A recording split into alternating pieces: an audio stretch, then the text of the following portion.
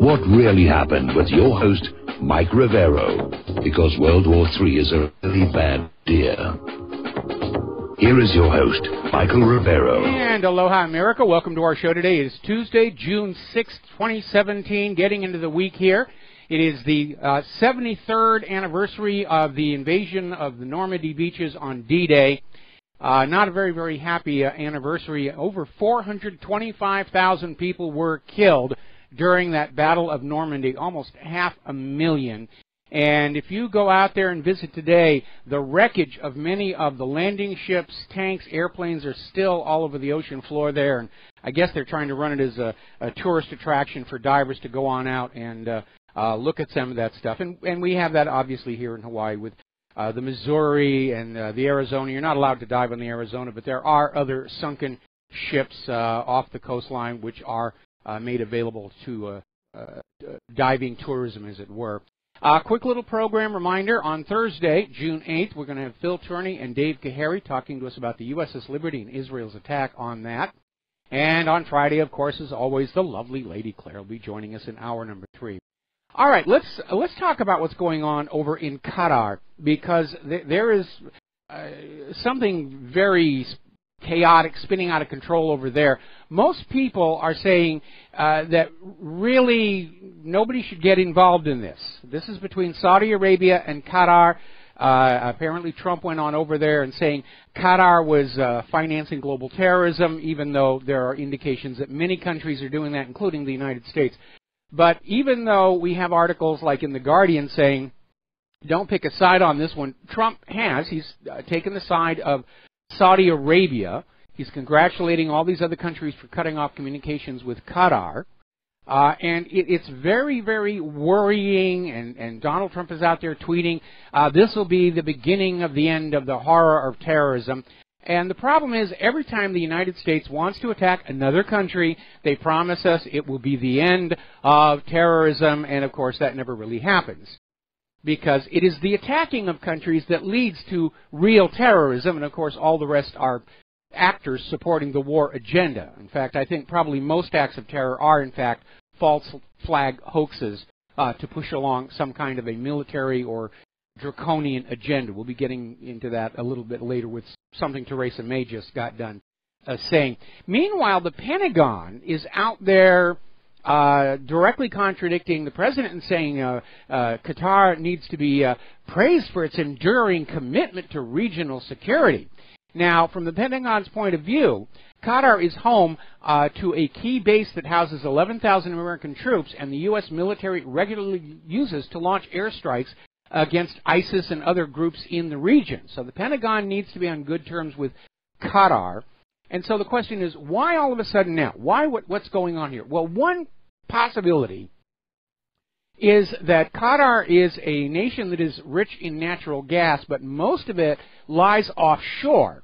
And there is a demarcation line between Qatar's offshore natural gas fields and those belonging to Iran, which is just across the strait there. And this may be a move by Saudi Arabia to gain control of that natural gas and possibly even push that boundary with Iran a little bit, which might lead to war. But there is another issue, and that is that we are still hearing talk about an eventual, unavoidable war with Iran. And all of this diplomatic chaos is actually pushing Qatar to move closer to Iran, Russia, and China. And that could cause a little bit of a problem, because if Qatar is aligned with Iran, Iran could forward a base on Qatar, and that would give them tactical control over that part of the strait. There may be another issue here, that if Qatar and Iran ally and Saudi Arabia attacks Qatar, Iran would be required to come on in, and that would open the door to the war with Iran that everybody's been talking about going all the way back to the 1990s. So it looks like they're getting ready to really ramp up the war and just uncork. And the Qataris are emptying the banks. They're emptying the stores. Everybody there is just afraid that this is going to be the end of the world here. Meanwhile, over in Great Britain, a little bit of an awkward moment, because as you know, the Home Office prepared a document that points the finger at Saudi Arabia as the primary state sponsor of terror in the region and in Europe. And they're saying it's a sensitive report. They don't want to release it. There are growing calls for the release. And obviously, if that report comes on out, it undermines the current propaganda saying that Qatar is the main sponsor of terror. So a little bit of conflicting propaganda going on here. Meanwhile, apparently, somebody got into the email of Yusuf al-Otaiba, who is a contributor. He's one of Washington's most influential foreign operatives. And if they got his emails that were going to Huffington Post and Daily Beast, this is coming out of The Intercept. And Otaiba is the United Arab Emirates ambassador to the United States. And apparently it revealed that the U.S. was working with the United Arab Emirates against Iran and Qatar. So that is all coming to light. A lot of very backroom politics going on. We're going to do a quick shout out now to our on-air affiliates who are just now rejoining the network. We're still hearing from the Bilderberg meeting, and you know, it wasn't all that long ago where if you talked about the Bilderbergers, oh, that's a conspiracy theory. That doesn't happen. Now, of course, it's pretty much acknowledged. There was this annual gathering of the Bilderbergers. It's in Virginia this year, and they are having to make some public pronouncements which may or may not have any bearing on what's really going on. But the indications are that one of their top items of discussion is Donald Trump, who is seen as an enemy of the globalist movement, as is any leader of a sovereign nation that wants to stay sovereign, which I guess would also include Vladimir Putin. Now, there's a story that came on out here, and it was in Raw Story, and I'm not sure. This feels kind of wanky. Based on the usual anonymous leakers from inside the White House, blah, blah, blah, blah, blah.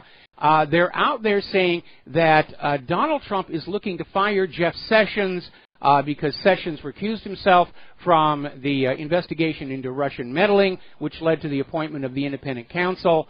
And then it concludes with this declarative statement, if Attorney General Sessions is fired, it's all going to be about Russia. Do you see how they're still trying to push this Russia thing? And they're trying to get very, very devious about it, because just coming on out and say Russia helped Donald Trump, Russia collusion, nobody's buying that anymore. So they're trying to do what's called a propaganda laundry, where they're going to keep pushing this idea that Russia was aiding Donald Trump in the election, Russia was hacking this, Russia was hacking that.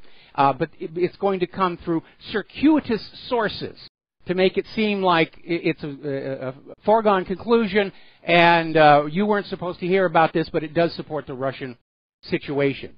Now remember, wasn't that long ago that Georgia's Secretary of State, Brian Kemp, was looking at their voter database. There were hacker attempts on that were blamed on Russia, and he said, no, it tracked back to the Department of Homeland Security.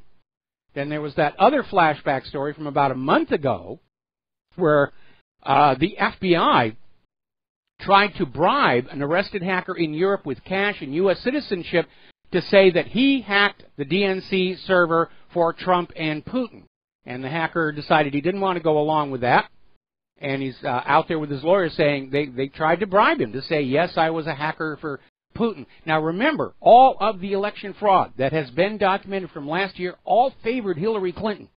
So the story that Russia was hacking the election to help Donald Trump, it doesn't make any sense. They haven't found any election fraud that favored Donald Trump. Now here's a very, very interesting story. This is coming out of 12160. And it's talking about this company, CrowdStrike. Now CrowdStrike was this security company that was hired by the DNC and the Hillary campaign to watch over their servers, and part of what they did was an intrusion analysis. In other words, they actually hacked the DNC servers to see if it was possible. And it turns out their chief technology officer, Dmitry Alperovich, has apparent ties to the U.S. intelligence community, and apparently CrowdStrike has done work for them. And apparently they're one of the groups that will fabricate fake evidence on demand for the U.S. intelligence community. So in other words, the DNC actually paid CrowdStrike to fake a Russian hack attack on their servers. And this brings us to the story of Reality Lay Winner. And I know it sounds like a bizarre name. It turns out she actually changed her name legally to Reality. We don't know what it was before. And she's all of a sudden, now this is the lady who got arrested for leaking a document to The Intercept over at Glenn Greenwald. And apparently Greenwald made the mistake of publishing the scans of the documents that she sent to him, which is supposed to be this NSA document showing that Russia was interfering with the U.S. election.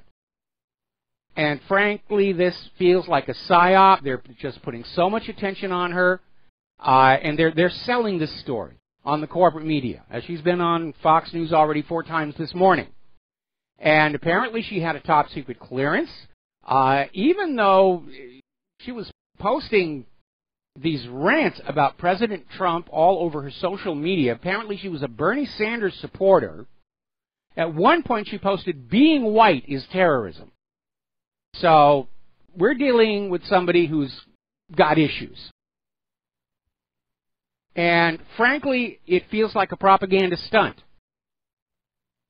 That they're saying, oh, well, you know, she leaked this NSA document that says Russia was hacking the election, so it must be true. No, not necessarily. In fact, there really isn't a lot in that NSA document other than a rehash of the previous unsubstantiated allegations. And I think Greenwald got played. I think he got played on this. And I don't think this lady, reality winner, is going to go to jail. She's a front. And there are already intelligence officials who, or former intelligence operatives coming out and say, this article says there's no real evidence. It's just a rehash of the same propaganda all over again. Now, obviously, Glenn Greenwald has damaged himself and The Intercept very, very badly, because when you're in this line of work, you protect your sources at all costs. You never want to get a reputation that you've burned a source. All of a sudden, people stop talking to you. And I take it as a point of pride that in the over 20 years that I have been doing this, I've never burned a source.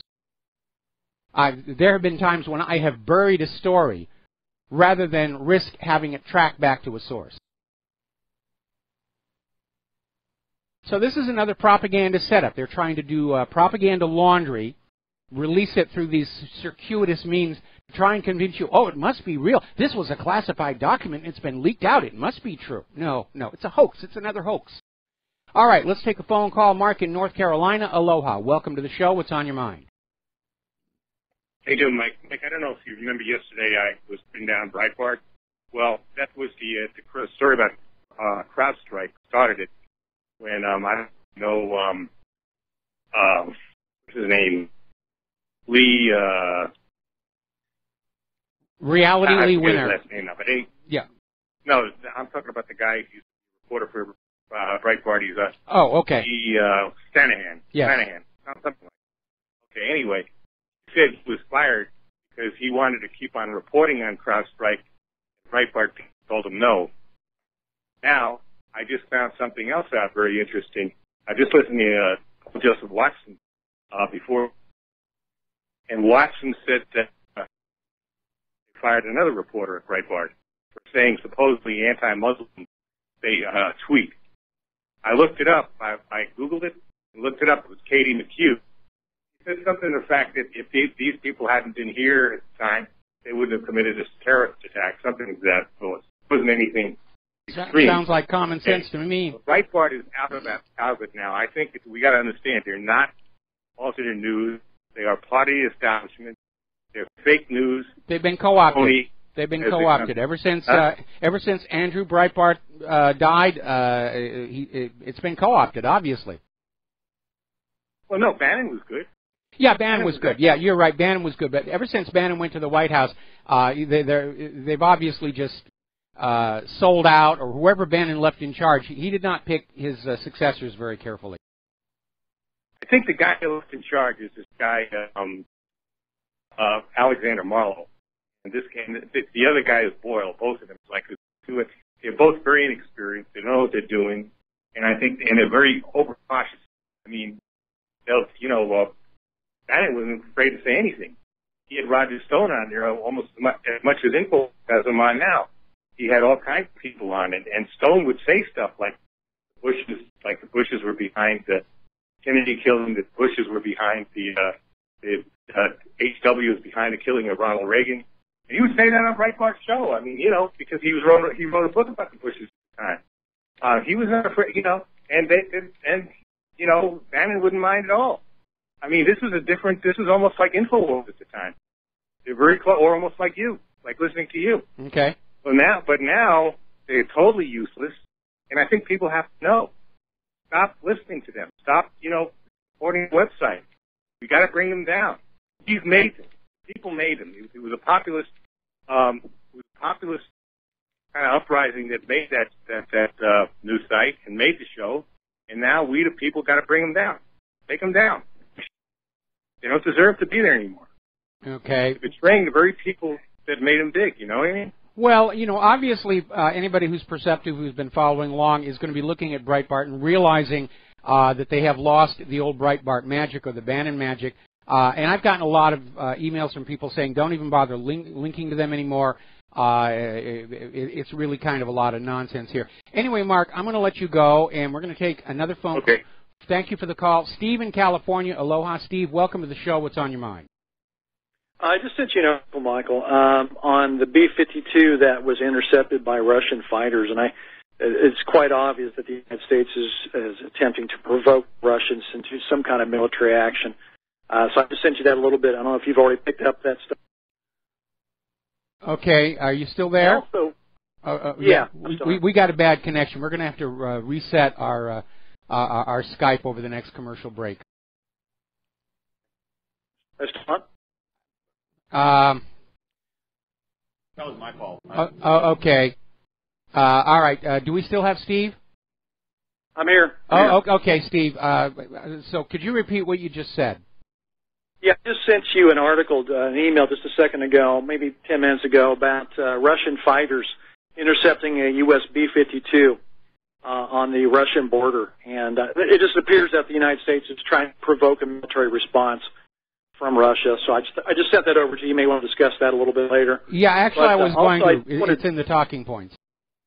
Yeah. I just want to bring attention to something that I saw today. It was very, very disturbing on RT News. It was headline news from RT, Russia Today, and they're talking about the Abu Ghraib prison scandal. And they actually showed some video that is currently going on today, and it was very, very disturbing. They actually showed torture on RT Today. Yes. How they hang a person down by their arms, and it's amazing. I was very upset to see this, and this is still going on. And just to let your listeners know, to go into RT headline news today and check out this segment. And I want no part of a government that condones this kind of treatment of humanity. This is amazing to see this. And it's very disturbing, and I want your listeners to take a look at that. Yeah, we already have that on the front page of whatreallyhappened.com, and it is very alarming and disgusting. But again, looking at the conduct of the United States going all the way back, remember, before they started all this military action, the U.S. government literally went around the world to other governments and got treaties signed saying that U.S. officials and top military officers would not be subject to arrest for war crimes trials within their jurisdiction. And it just telegraphed they were getting ready to commit war crimes. And then, of course, we had Abu Ghraib and all these other allegations. And okay. And it was just, they were telegraphing what was going to go on. And so we're seeing this continue, but it's not new. It's business as usual for the U.S. and its allies. They are engaging in this kind of behavior. They're not going to get actionable intelligence. They're going to get convenient confessions. And unfortunately, as I keep saying, 50 years from now, future generations are going to look on the stars and stripes with the same revulsion and disgust our generation looks on the swastika. And I don't want that to be something our grandchildren have to grow up enduring, but it looks like it's going to happen.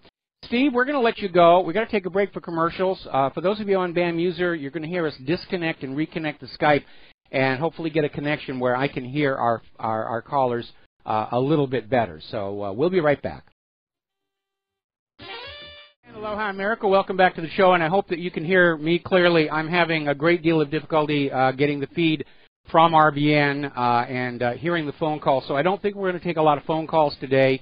But we are going to take these last three here. So first of all, we're getting a story. Apparently the Gulf states have now established a naval blockade around Qatar. They're just going to go on in. The war is on.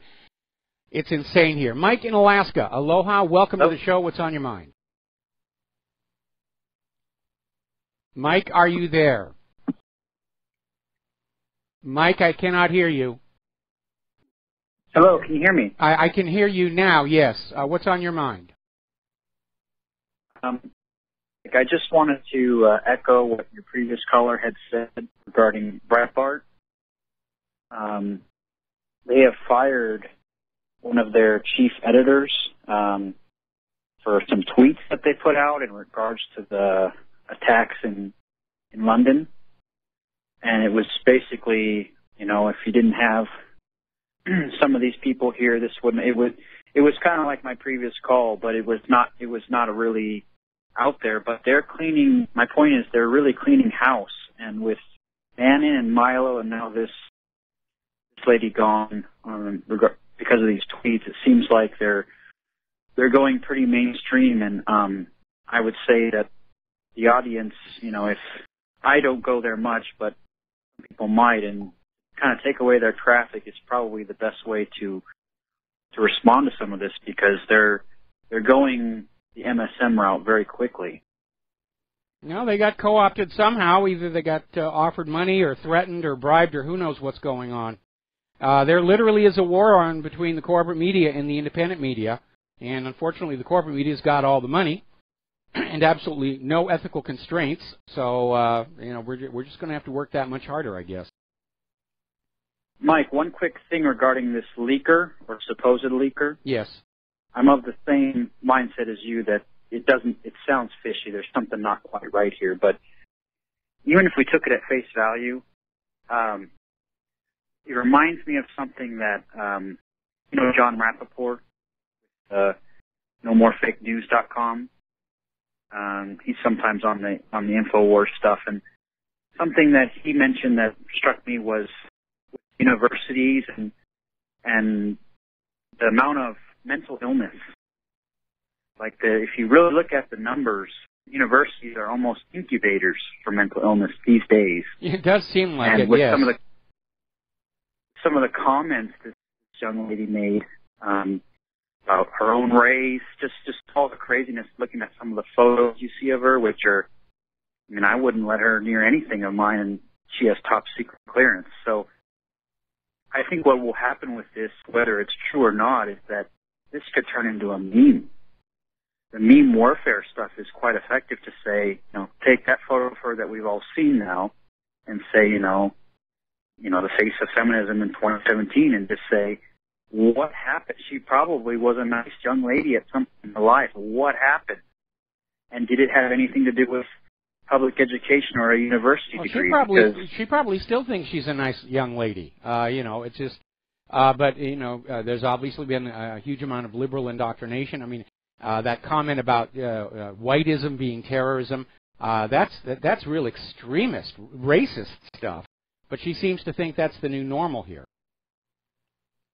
Right, and that's something not to get too far into it, but that's my main concern, actually, when I call is, there's a big group of this, I'm white, she's white, but there's a cat lady block out there, and it's going to get crazy, and they're, my age and younger, and it's going to get crazier with the, as they get older, and then let's say the corporate stuff doesn't work out, it starts evolving into that, where it's like, okay, well now, terrorism, and then they come after you and say, how dare you just have a normal life and be happy and have a Corvette or whatever you've done with your life.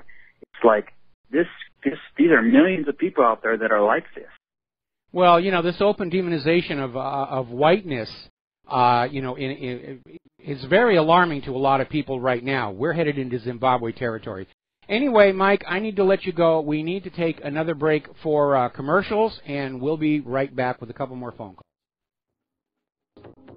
And aloha, America. Welcome back to our show. We're going to take two more phone calls, and then I think I'm just going to close the phone lines because we're having Skype connection issues, and I understand that you can all hear me fairly well, but I'm having a great deal of difficulty with the signal coming back, understanding the caller. So we're going to go to Peter in Los Angeles. Aloha, Peter. Welcome to the show. What's on your mind? Hey, Mike. I wanted to talk a little bit about an article you guys had up on what really happened yesterday. But before I go on, I want to say that there's a concerted effort, it seems to me, to turn and to ensure that all the corporate media outlets are secured for the deep state line. I believe that Andrew Breitbart was died under very suspicious circumstances. Yeah, a lot of people have that opinion. Murdered. Yes. And then now it's what was an opposition voice to Obama now is not now aligned against Trump, really. But what I was calling about the article that you guys ran yesterday, that I believe was Investment Watchdog. They talked about Jeff Bezos and the Amazon owner who bought the Washington Post and had accepted a $600 million contract from the CIA, and he bought the Post for $250 million, and but he's getting $600 million from the CIA, and how that's completely undercutting, of course, free journalism and freedom of speech and freedom of the press. And then when I had a discussion about this with my brother on the phone today, he was poo-pooing it, saying it's no big deal. Amazon's huge. They have a lot of contracts with a lot of government agencies. And I said, well, it's not quite the same. This is the newspapers. This is one of the flagship newspapers. And I then went on and I did some research, and I looked and saw the New York Times barely mentioned it all. They're like down and dirty competitors with the Washington Post historically. And you think if they were undercut, the Post, that by the CIA and their credibility, that the New York Times would be all over it, but they're not. And I thought that was curious too, Mike. Well, of course, the history of Operation Mockingbird, right? Yes, of course, yeah. Yes. And for those listeners who don't recall that, at the end of World War II, the U.S. government decided to look at the things the Nazis had done that worked to establish control over their population. Of course, they brought out over the German rocket scientists and a bunch of these other biological, chemical weapons researchers. And one of the things they decided to do was to find a way to covertly take control of America's media the way the Nazi Party had done. And that was the origin of Operation Mockingbird, where they went on out and they did a study to say how many top managers in how many media organizations would they have to control in order to control what the American people were being told by the corporate media. And it turned out to actually be a rather small number. And so the CIA started putting their assets into these top positions through financial means, through sabotage, through whatever it took here. That's why today you have so many of these top media managers. They're alumni of Skull and Bones, which is deeply tied in with CIA, and they toe the line. I remember this one story from back when the drug running out of MENA was trying to surface in the corporate media, and Sally Denton and Roger Morris wrote this wonderful story, The Crimes of MENA. They wrote it for the Washington Post. It was all fact-checked and cleared for publication by the Washington Post's own lawyers, and managing editor Bob Kaiser, a Skull and Bones alumni, spiked the story, and he wouldn't even explain why. And ultimately, Sally Denton and Roger Morris got it published over in Penthouse, for those of you who were looking at something other than the pictures. And so the story managed to get out that way. And, of course, the corporate media said, well, if it's in Penthouse, how can you possibly believe? And subsequently, of course, pretty much everything they reported in that article has been confirmed by multiple sources since then. Again, the one time that I was actually approached by CIA at CBS Television City, the first thing they wanted me to do was sabotage a rival show so that their CIA producer could get the time slot and blah, blah, blah. And unfortunately, I have this horrible curse of a moral sense, which is why I broke off all relations with those people at that point and lost my job at Television City within a month after that. So, I mean, that's how these guys work. You Mike, honestly, I'm not exaggerating. I would just as soon, I would believe the National Enquirer over the Post or the Times. Well, really? The National Enquirer has a bad reputation, and at one time they deserved it, but then they got sued. I'm trying to remember who it was that sued them, I think it was Carol Burnett. And actually, ever since then, the National Enquirer, they actually do some decent fact-checking on their stories. It's sensationalized, it's still tabloidized, but there's a lot of interesting information that you can glean from that. And every once in a while, I'll look at a copy for some of the stuff that was coming out about Obama. A lot of his junk and nonsense, but like anything else in the media, you go through and you ferret out what makes sense to you. And that applies not just to the National Enquirer, but to CNN, Fox, WhatReallyHappened.com, Republic Broadcasting. Well, the National Enquirer does fact check. Yeah, they do. Post and the Times do not. If you want to see what the National Enquirer used to be like, pick up the Midnight Sun. Yeah, right. What really amazes me is they put that stuff on the newsstands right at the checkout counter, and this is what Americans are supposed to think is news, along with all the celebrity gossip magazines. No wonder Americans are clueless. They're more worried about what the Kardashians are doing than what our government is doing over in the Middle East. And people are so trapped within what is the politically correct paradigm.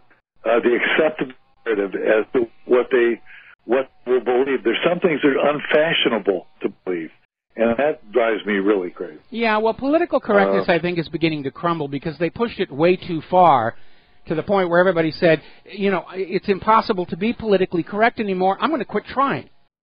To heck with political correctness. I'm going to speak my mind. I'm going to go back to speaking what I think. Okay? Well. All right. Well, Peter, thank you very much for the phone call. Yeah, thanks, Mike. We're going to let you go. We're going to take one more phone call, then we're going to close the lines because I'm having a real hard time understanding the callers. Frank in North Carolina, aloha. Welcome to the show. What's on your mind? Yes, Mike. Of course, this is the 50th. This week is the 50th anniversary of the attack on the USS Lieutenant. I did call the White House comment line today, and they seemed very interested in what I had to say. I kind of got the feeling that I was probably the only one that had ever called in and mentioned it to them. And I was hoping that maybe President Trump might recognize these survivors and maybe commemorate those who perished in that attack. But I somehow get the feeling that I may be like one of the only people that called in this year, the anniversary. So anyway, I did want to comment. Well, before you move on, before you move on here, at this point, it is a complete waste of time to communicate to any politician or anybody in the corporate media. They're not interested in what you have to say. They're not going to do anything about it. Let us, move into a peer-to-peer communication system. Tell all your friends about the USS Liberty and what happened. We're certainly going to spend a lot of time of it on Thursday's show. Personally, I hold them accountable, though. I want to know that they know that I know. They don't care. They don't care. Yeah. They're sociopaths by and large. They don't care. If nobody calls in, if nobody calls in, they don't care. I guarantee you, if 100,000 people called in, they would care. Well, if we're going to get 200,000 people to call on in, let's call on in and tell them to get out of these wars before we start getting nuclear weapons all over the place here. This situation in Qatar could explode into full-bore World War III, in moments. CrowdStrike, by the way, this is a call. CrowdStrike has been exposed by Dr. David Duke as an Israeli, dual Israeli. I knew that when I first heard the first inkling of CrowdStrike. I said, well, that's a Jewish company, I guarantee it. Sure enough, he went through the names, and they're all Jewish. Well, I thought their chief technology officer has a Russian name. Russian Jew. Okay, Jewish. All right. Well, fine, I guess so. He looked into it. Yeah, would not surprise me at all. Alex Jones is a show for Israel. I mean, he assigns no role, no blame to Israel or full Israeli citizens or anything anymore. I mean, just to make a footnote, of it. Once in a while, if anybody's sold out, it's Alex Jones. He's the biggest Benedict Arnold I have ever seen. Well, the issue of Israel is why Alex Jones and I had to part company some years ago. There's actually a YouTube video out there of Alex Jones just saying, I'm a supporter of Israel. I will always support Israel. And, of course, after he made that statement, funding for his studios and everything started pouring on in. So, that's where we are with that. Anyway, Frank, I'm going to let you go. And we're in it for the money. All right, well, I could use a little more money myself, but there are certain things I will not do for it. We're going to close the phone lines here because for some reason today our Skype communications are not working very well, and I'm just really having a very hard time understanding the phone calls. So getting on back to the news here, again, we got this breaking story where the Gulf states have now imposed a naval blockade on Qatar. The people of Qatar are absolutely panicking. They're emptying their bank accounts. They're emptying the supermarkets. And it does look like that country is going to get picked off very, very quickly, whether this is about giving Saudi Arabia control of Qatar's natural gas resources or whether this is the opening gambit to provoke a war with Iran will be seen. But it just feels like the entire world is just cocked and ready to go off into big mistake number 3. Technically, I think we can acknowledge we've been in World War III for quite a few years now. But there's certainly a lot of escalation ahead of us, and we need to be prepared to deal with that. Now, getting on back to local politics, apparently over in West Dallas, they have started arresting people in this massive voter fraud case where people were getting absentee ballots, forging the signatures, and filling them out.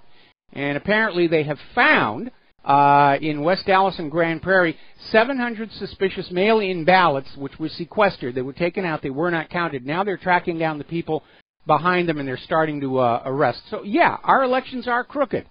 They're designed to be crooked. Our entire election system is designed to facilitate and then conceal massive election fraud.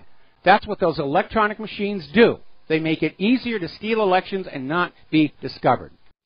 Now, as you know, there is a brand new investigation into Hillary Clinton, and it apparently centers on how Hillary tried to shut down a Bangladesh government probe of a Clinton Foundation donor by threatening them with an IRS audit. This is coming from Peter Schweizer, the author of Clinton Cash, and apparently the investigation is over how Hillary Clinton was trying to block a corruption probe. And apparently the Prime Minister of Bangladesh is saying that Hillary was pressuring them to donate to the Clinton Foundation and she would do good things for them. So it's a big, ugly situation. Now, here is what may be going on. And I did talk about this last year. We are seeing a growing movement within the Democratic leadership. They want Hillary to go away. She has become an albatross around their necks. There's a video over at 12160 of young Democratic voters saying, stop blaming others for loss. It's time to move on. They're getting sick of her. She's just coming across as a caricature of her former self. And, of course, nobody wants to get anywhere near the really big scandal of the email server, possible espionage. So they're looking for some device where they can damage her politically to get her to shut up and go away. And they're probably going to send a little message saying, you're never going to go to jail on this, but you are going to get kicked out of public life. And meanwhile, we'll keep the big, ugly secret, the one that you could actually go to jail for, hidden from the American people. So I think that's what we're starting to see. They're looking for some scandal that's just large enough to get her out of public life before the really big scandal explodes from all the people digging at it here. Now, Hillary has another problem, and this is coming from Linda Ives, and this goes all the way back 30 years, almost 30 years, to when Bill Clinton was governor of Arkansas, and it's a story that is known as the train deaths. And basically, it's Kevin Ives and Don Henry, two teenagers, were discovered chopped up on the tracks of a train.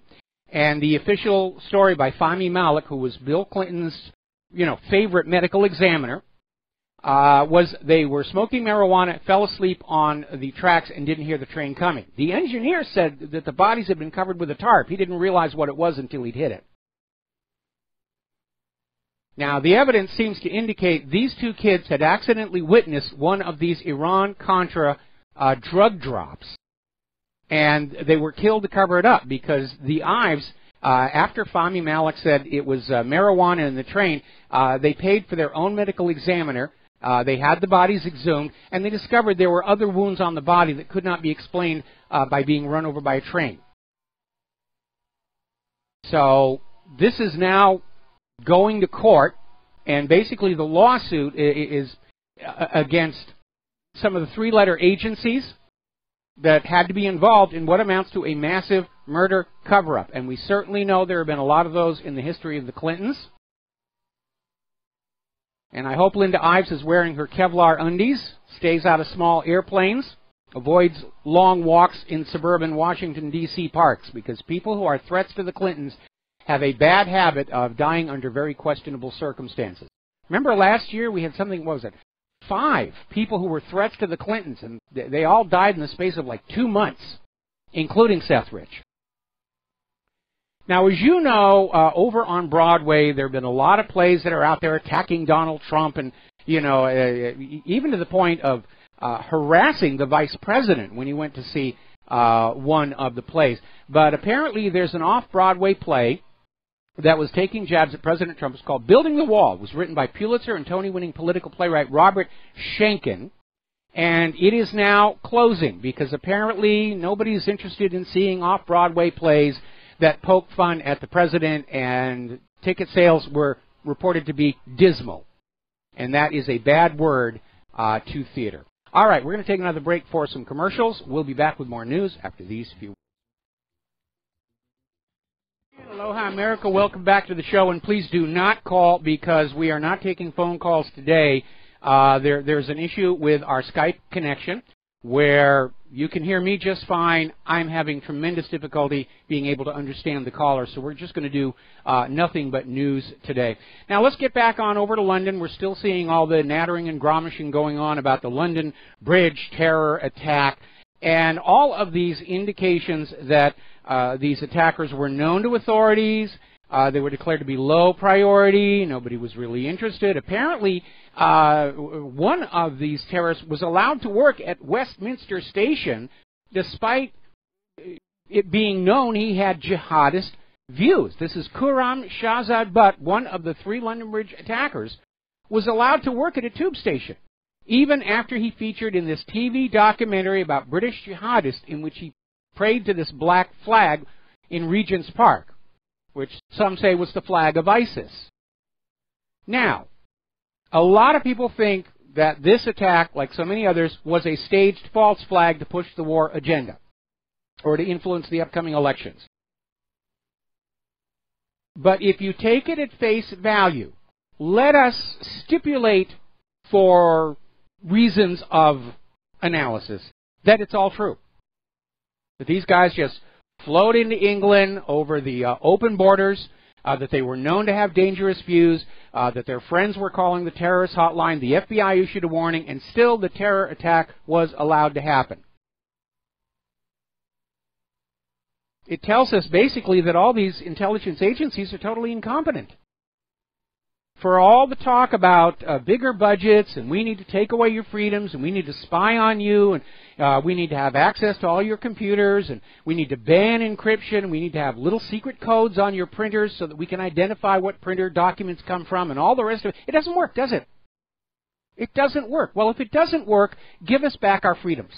Give us back our right to privacy. Taking it away has not solved the terror problem. Give us back our right to freedom of speech. Taking that away hasn't solved the terror problem. Stop attacking the Second Amendment. That's not going to stop the terror problem. Nothing the British or the U.S. government has done in the name of halting terrorism has halted terrorism. It's a grand, massive, expensive, unconstitutional failure. It's time for a change. Remember, the definition of insanity is doing the same thing over and over again and expecting a different outcome.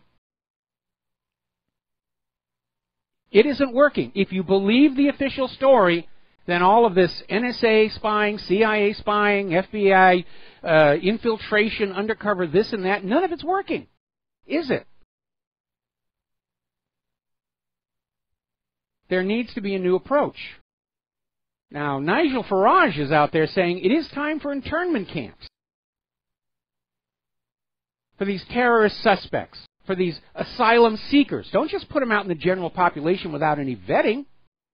Meanwhile, Robert Fisk has hit the nail right on the head. Britain cannot launch wars abroad and be safe at home. I mean, looking back at World War II, Britain secured its borders because they were concerned about German infiltrators. Britain's making war across the Middle East. The borders are wide open. What kind of stupid is that? We'll be right back after station identification. Aloha, America. Welcome back to our show. Hour number 2. The phone lines are closed. We're having some tech issues that we're trying to deal with here.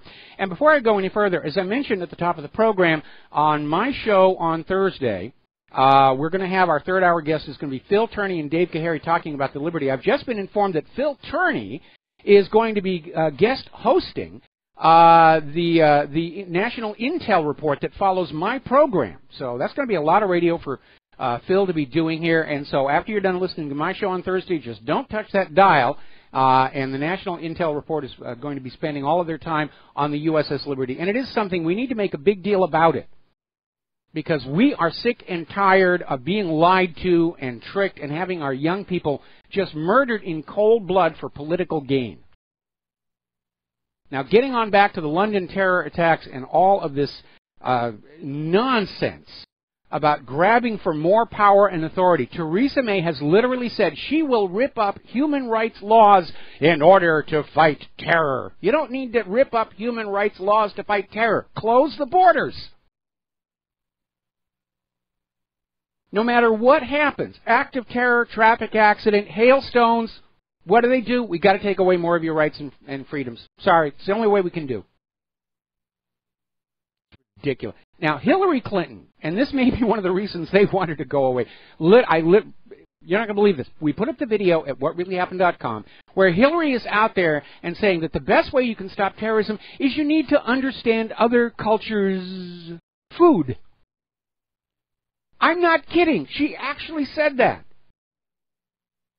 I take it back. She's not plotting to overthrow Trump and take over the White House. She's turned into a crazy old lady. And she's an embarrassment. And I'm not surprised that the Democratic leadership wants her to fade away, because as long as she's out there flapping her gums, she is going to be a serious liability for next year's midterm elections and 2020.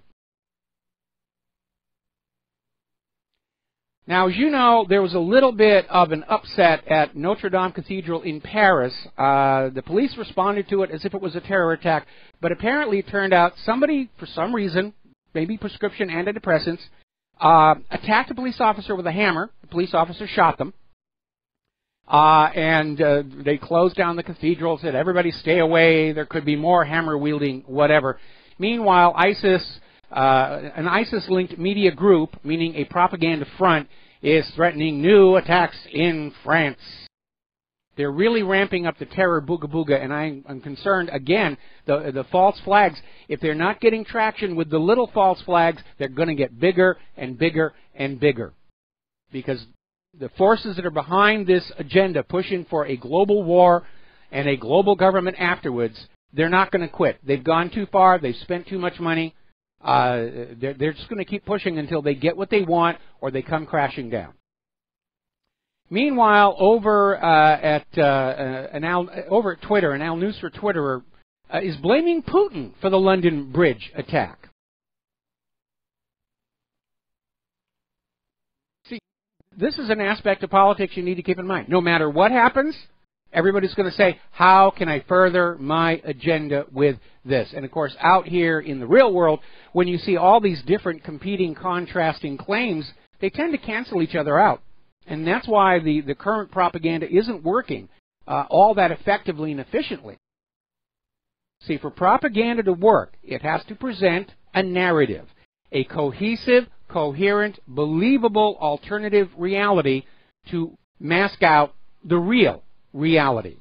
And when you have all this propaganda, it's being designed by advertising agencies and public relations firms, where it's basically get out this idea, get out this story, then you erase the blackboards and you start all over again with something else, and you get contradictions, you get stuff that just doesn't make any sense, and that's why it's not getting the traction that they want.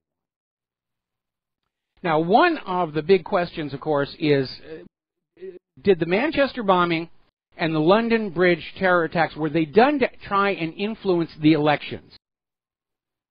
And certainly we're already seeing that in places like articles, Tory record on terrorism, very weak, deeply worrying. This is coming from Russia Today. So they're already out there trying to use this for the elections. And there was another very interesting article. This one came out of The Nation. It said, after a terrorist attack, Spain rejected its hawks. Will Britain? And they're basically talking about how back in 2004, just a few days before a critical election, a series of nearly simultaneous bombs exploded on 4 commuter trains in Madrid, killing over 190 people.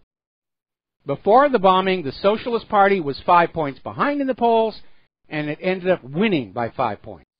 So we might actually see a surprise result from the British election later this week here. The British media, as biased and corrupt as the American media, apparently is ignoring Labour leader Jeremy Corbyn. Apparently he had a huge rally. A lot of people showed up, and the BBC ignored it, much as our corporate media tried to ignore and trivialize and dismiss and downplay the huge rallies for Donald Trump.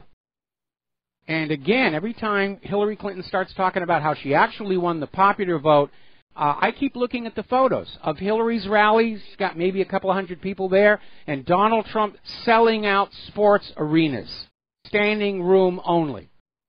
I think there was massive election fraud last year for Hillary Clinton and against Donald Trump, but it was not able to overcome the landslide for him. I think if they could ever sort out what actually did happen last year, we would find that Donald Trump just had a huge, huge landslide victory. All right, we're going to do a shout-out to our on-air affiliates who are just now rejoining our network. And a reminder, we are not taking phone calls today because we're having some communications problems between Republic Broadcasting and here on the island of Oahu. So let's talk about the war zones, because things are getting very intense there. And as I reported earlier in the show, apparently the Arab states around Qatar are now establishing a naval blockade. So it looks like the war to regime change Qatar is definitely on. The wild card in the pile, though, are all those U.S. forces stationed in Qatar. If the government of Qatar is feeling that the U.S. is behind this, they might use them as hostages or human shields. I can imagine Qatar's rulers are feeling very panicked right now. Over in Deir ez-Zor, Syria, apparently army units are clashing with more of these ISIS-affiliated terrorist groups. Apparently the ISIS groups do have some drones, and the Syrian army was able to shoot one of them down. Be interesting to see where it came from. Now, this is a very serious situation. The U.S.-led coalition destroys pro-Syrian government forces within the deconfliction zone. And what's really interesting is the U.S. has come on out, the Pentagon has come on out saying the coalition does not seek to fight the Syrian regime or pro-regime forces, but we must defend ourselves if pro-regime forces refuse to vacate the deconfliction zone. In other words, the U.S. has carved off a chunk of Syria and said, don't come on in here. And I'm going to take a wild guess here that the Syrian government has never agreed to these deconfliction zones, nor did the pro-Syrian forces. It's just an arbitrary declaration of, we're going to kill anything that comes in here. And as in point of fact, yes, the U.S. has been trying to take down Assad for 5 years now, plus. So don't tell us you're not seeking a conflict with the Syrian government forces, because you've been in conflict with the Syrian government forces for 5 years. Now, do you remember almost a year ago, the corporate media was out there with this video of a young Syrian boy injured in a blast and allegedly being saved by the white helmets, and it was one of these many claims that Assad was attacking civilians And a lot of people scratched their heads and said the video and the photos didn't really look all that convincing, because supposedly there had been an airstrike by Syrian aircraft on this house of civilians who opposed Assad. But in the background, you didn't see anybody going through the rubble looking for potential survivors. And you didn't even really see them doing all that much to take care of this wounded boy. He had some bandages on him. And it was a presentation of Assad's cruelty and indiscriminate bombing of civilians. Well, the little boy then vanished thereafter, and it turns out he and his family went into hiding. Well, now they've come out of hiding, and the father is doing interviews, and basically what he's saying is, first of all, that he and his family and everybody in that area were pro-Assad. There was no airstrike. Somebody just set off some explosives on the ground, and he was bribed and threatened to let his son be used for propaganda purposes. It was a complete fake. The white helmets faked all of it. And this is big news all over the media in the Middle East. And, of course, you will not hear a single word of it on the American corporate media. It's another fake, another fraud. How many more times do you have to be lied to until you're ready to scream and say, you guys are full of it and I'm not going to listen to you anymore?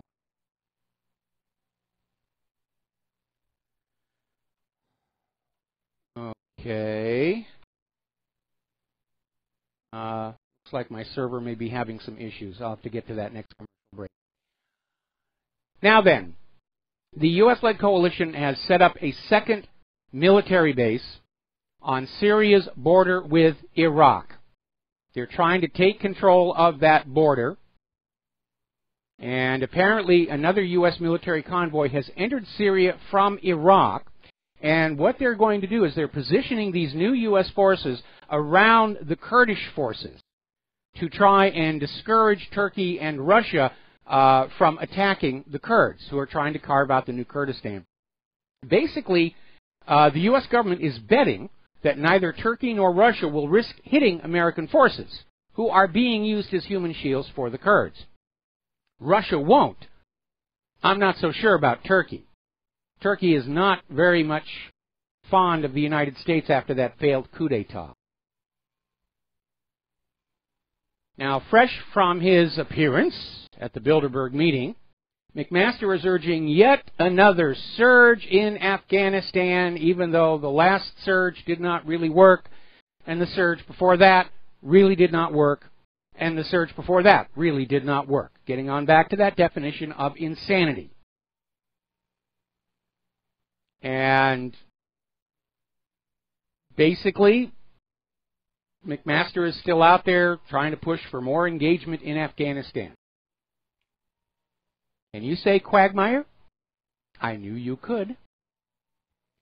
Now, one of our callers, when we were still able to take calls today, called on in about this. Apparently, a Russian Sukhoi 27 fighter jet was scrambled to intercept a U.S. B-52 strategic bomber over the Baltic Sea. And basically, they're saying that the U.S. warplane was in neutral waters, but flying right along the edge of the Russian border. So, yeah, it's a provocation. The U.S. is trying to goad Russia into doing something that would open the door to outright war. Because that ruble must be destroyed if the U.S. dollar is ever going to become wonderful again. Or at least that's their thing. Defense Secretary James Mattis has remarked recently that a war with North Korea would be tragic on an unbelievable scale.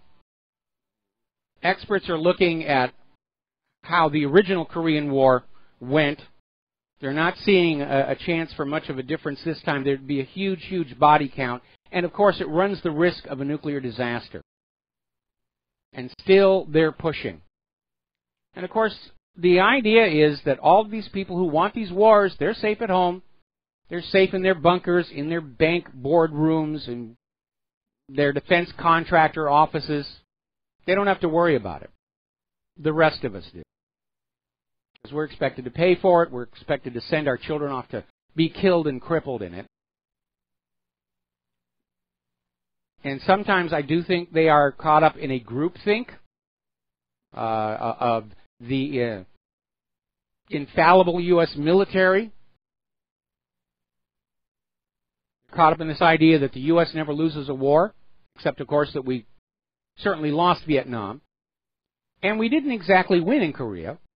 And we haven't really exactly won much of these wars we're mired in now. We're holding ground, I think, at the most generous, is all you can say. Meanwhile, down in Africa, the European Union has agreed to hand over £43 million to fund a new counter-terrorism force in Africa. Oh, there are terrorists in Africa. There's also a lot of natural resources down there that are undeveloped. But of course, you can't sell a war to the people by saying, well, we're going to invade Africa and we're going to grab all their gold and silver and tantalum and rare earth metals and uranium and all that other stuff. People are going to say, will you go grab it yourself? You leave my kid alone. Oh, no, the new terror threat is Africa. Yes, we told you Qatar was the terror threat, and then Iran was the terror threat, and Iraq was the... But now it's Africa. We've got to go into Africa.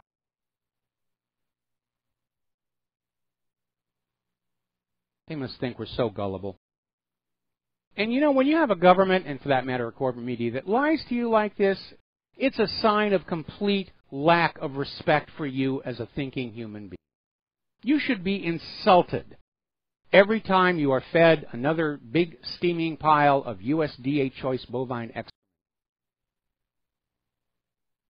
You should feel insulted. You should be angry. It's time to get angry. To heck with anger management. Time to be ticked off, really, seriously. Alrighty, let's talk about the economy because things are heating up there as well. As you know, the banks in Spain are in serious trouble. Apparently, their stocks are crashing, and there are growing rumblings that Spain may invoke a European Union law allowing them to engage in bail-ins. Now, for those of you who don't know what that means as opposed to a bail-out, a bail-in is permission for the bank to literally help themselves to savings accounts at that bank. And apparently they're talking about deposits of over 100,000 euros are going to basically be subject to partial confiscation by the bank to keep the bank solvent. Because as we all know, banks are much more important than human beings in the eyes of the world's governments. Human beings, we got too many of those. Who cares about them? But the banks, we must worship the banks. All should be sacrificed to the banks here. So if you're in Spain or if you have a savings account of any size over in Spain's banks, I would suggest getting your money out now. Because after the bail-in and things get worse, they'll lower that threshold. It'll be down to 50,000 euros. Then it'll be down to 1,000 euros. Then it'll be down to 12 cents.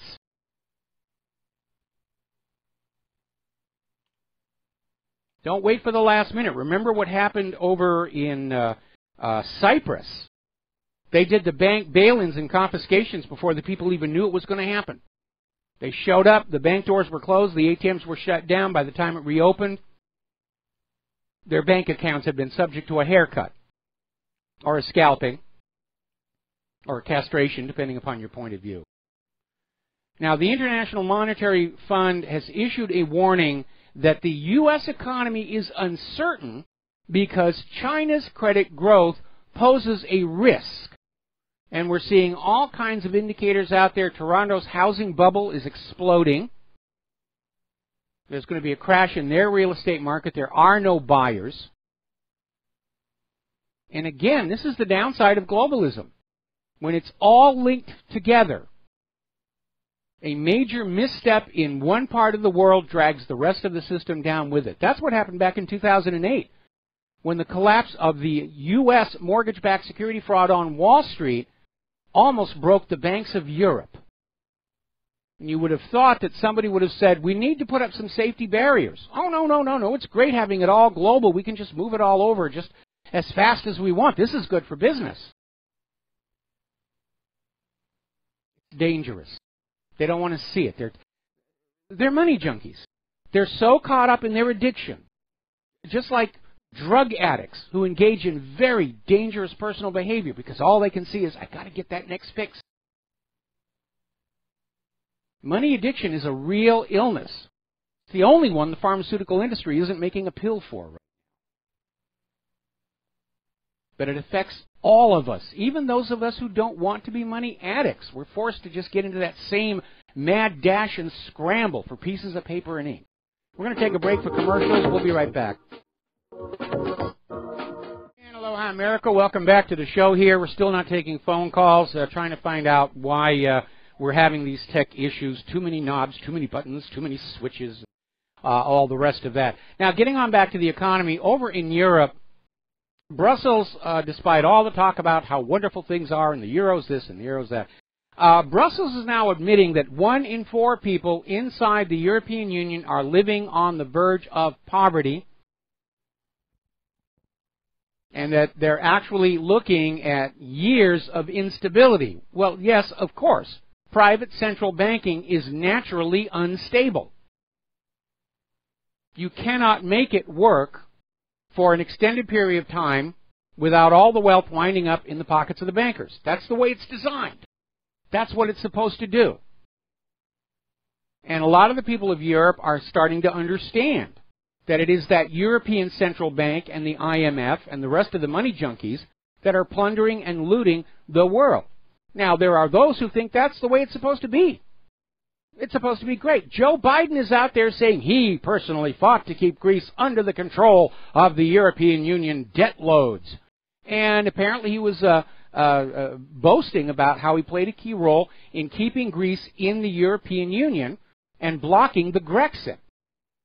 Now remember, when Tsipras ran for the presidency of Greece, he campaigned on a promise of Grexit, and then as soon as he was in, somehow he was blocked from doing it. By the way, the latest extortion for yet another bailout, which is just another loan, is apparently Greece will be forced to sell their public water utilities into private ownership under this plan coming from the European Union. Privatization, as we already know, means poorer service and higher prices, because it's no longer a utility that serves a public need, it's just another for-profit enterprise. Whether it's water, whether it's currency, whether it's electricity, if it's privatized, it means higher prices for ordinary people. Here's where it all breaks down. The people of Greece don't have that money. Neither do the people of Europe, a quarter of them. Neither do the people here in the United States. We're reaching a point where it doesn't matter how much they grab, there's nothing left out here for them to grab onto. Here in the United States of America, we've been talking about now the over 100 million Americans legally able, willing to work, who have not been able to find jobs. And we're turning into a welfare state on top of that. Apparently, according to this article that came out of Natural News, a record 236 million people are collecting some form of assistance from the government. You cannot look at that number and say that we have a healthy, functioning economy. It is simply impossible. Now, for the government, having the entire population dependent on them is a good way of making sure those people don't stand up and say, hey, I think you're doing a lousy job. Remember, dependency is slavery. Next month is Independence Day. And you should start seriously thinking about what that means, why we call it Independence Day, as opposed to Freedom Day, Liberty Day, We Kick the British Butt Day, or any other name. There's a specific reason. It's called Independence Day.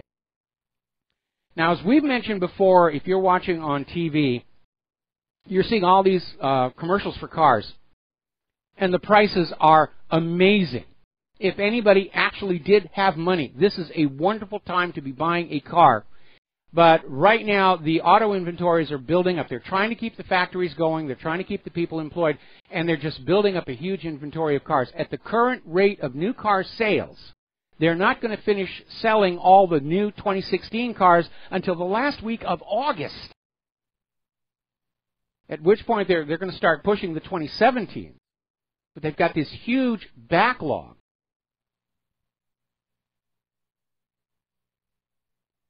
Remember Reagan and his cheese?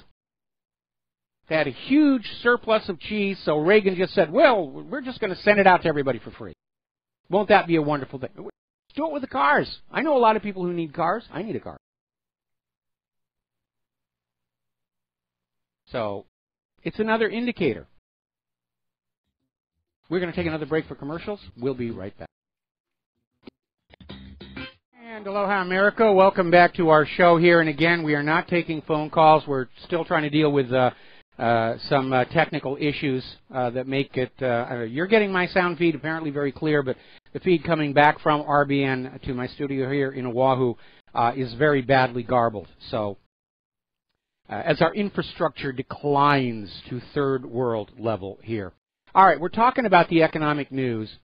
And we know that there are cities all across America that are going into bankruptcy. Now we're hearing about states going into bankruptcy. Article at governmentslaves.com. Connecticut is on the verge of collapse. And what we're seeing here is that all this talk about record tax revenues, somebody's fibbing somewhere. Because you keep getting all of this news about 5% unemployment, record tax collections, everything's all hunky-dory, and yet all around us we see things are just getting worse and heading to an absolute crisis. They're talking about Hawaii having to go into bankruptcy, maybe later this year. So the light rail project has turned into this incredible boondoggle. And it all comes down to the fact that if your general population is not able to trade their labor for decent wages and salaries, then they can't go buy the new cars. They can't go to the shopping malls and buy new TVs. They can't pay their bills in many cases. They can't pay their taxes in many cases. When you have a fascist economy, sooner or later it has to self-destruct. Because that recycling mechanism that will take the wealth accumulated at the top and bring it back down to the bottom to feed back in is gone. That's the difference between capitalism and fascism. And as I've said many times before, Vladimir Lenin predicted when Western capitalism failed, it would turn into fascism to protect the wealth and power of those at the very, very top. Now, there's been an interesting development. As you know, a lot of people talk about North Dakota's public bank and how public banks really do seem to work to support the public good, as opposed to these privatized banks that are all about looting and plundering and keeping us all their debt slaves. And apparently more cities are starting to look at setting up their own public banks. And I'm looking at this one story that came on out from BillMoyers.com, talking about Philadelphia, which is trying to cut the city's ties with Wells Fargo because of the scandals that have been hitting Wells Fargo and so many other banks regarding the fraudulent accounts scandal. And Wells Fargo settled for $25 billion for foreclosure abuse, $1.2 billion for improper mortgage lending practices, $184 million in compensation for steering Black and Latino borrowers onto predatory subprime mortgages. And yet nobody went to jail. Wells Fargo's management just shoved it off onto, it was the lower staff. They were doing this on their own. Now, former CEO John Stump finally stepped down, but he never returned any of his pay that he made during all of these crimes. In fact, he left with a $133 million severance package. So cities are starting to say, if all of these big banks are criminal, and we keep hearing all the time about all these settlements of drug money laundering and the rest of it, let's set up our own bank. There's no reason not to. And we're seeing this in cities all across the country. They're starting to say, we don't want to do business with these big banks. We always lose. Let's set up our own public bank to take care of the city and its people. There's no law against it. Obviously, the Federal Reserve doesn't like it. They can't do a thing about it. I think it's an idea as time has come. I think if we can get one thing out of this mess that we are all in right now, I hope when we come out on the other side of whatever it is that is about to happen, that the world will realize that privatized anything that should be a need for the people, it's just a form of enslavement. And private central banking has had a 300-year run. It's made the Rothschilds incredibly wealthy, on paper, at the expense of everybody else. When we talk about the blueprint for the new America, and we talk about modifying the Constitution and moving forward, I want right up there at the very top of that, no more private central banking. There shouldn't have been a private central bank anyway. Our current Constitution does not authorize the government to delegate the process of currency creation to a third party. The Federal Reserve is, on the face of it, unconstitutional. Now, we've also been talking about cable TV, usually in the context of corporate media. And they're losing audience. But apparently, according to this article that came out of Ars Technica, cable TV is failing as a business. They're complaining about rising programming costs, people switching to online video streaming, and that is a factor. People want to watch what they want to watch when they have the time to watch it. But there is another factor. They talk about rising programming costs. There isn't a lot of new stuff out there. At least here on Oahu, our Time Warner Cable, which is now Spectrum, it's a real task trying to find something on that program guide we have not already seen time and time again. And unfortunately, a lot of the new pay-per-views coming on out, they're not that interesting. There's so many remakes out there. They're remaking Orient Express again. The last one was wonderful. How do you try and improve on that? We're actually, in many ways, we're seeing a repeat of what happened during the height of the McCarthy era, where there was this program to purge Hollywood of anybody who was an independent thinker, who wasn't going to go along with the plan to demonize the Soviet Union and help support the new Cold War. And in the process, they drove some of their most creative people out of the industry. And film production kind of went into a slump, where it was all remakes and retakes and just rehashing of things that used to work. And I think it's happened again. Now, these days, about a decade ago, it was purge entertainment of anybody who isn't a supporter of Israel. And now they're back to saying anybody who's an aide of Russia, get rid of them. And it's almost like our pop culture has stagnated. And not just film and TV. I go around the radio dial, and it's all formulaic. It all sounds the same. There's nothing really original out there. Now, people look back with nostalgia at the music of the 60s, and it certainly wasn't the quality of the music. Certainly, compared to today, the recording technology was very, very primitive. It was the content. It was the thought that was in the lyrics. And that has now been scrubbed away. By the way, there's a very cool movie out, and you'll find it somewhere in your It's called Pirate Radio. And it's talking about where rock and roll was literally banned in Great Britain, and rock and roll was being broadcast from radio transmitters on ships at sea. And this really did, in fact, happen. And if you've ever heard of Sealand, it's this abandoned radar platform in the Atlantic that this family took over and literally declared an independent nation. It actually began as one of the pirate rock and roll transmitters. And then, of course, eventually Britain woke up and realized rock and roll was a huge success. Much of it was coming from Great Britain, and they could make money with it. And Britain rebranded as the capital of rock and roll. We had the Beatles, we had this, we had Piccadilly. But it often feels like listening to the radio today, it's all been scrubbed of anything that might get you to think those double plus ungood thoughts. It makes it boring. I don't play the radio anywhere near as much as I used to. I wish we had an all-news, all-the-time station here on Oahu. Anyway, getting on back to the economy.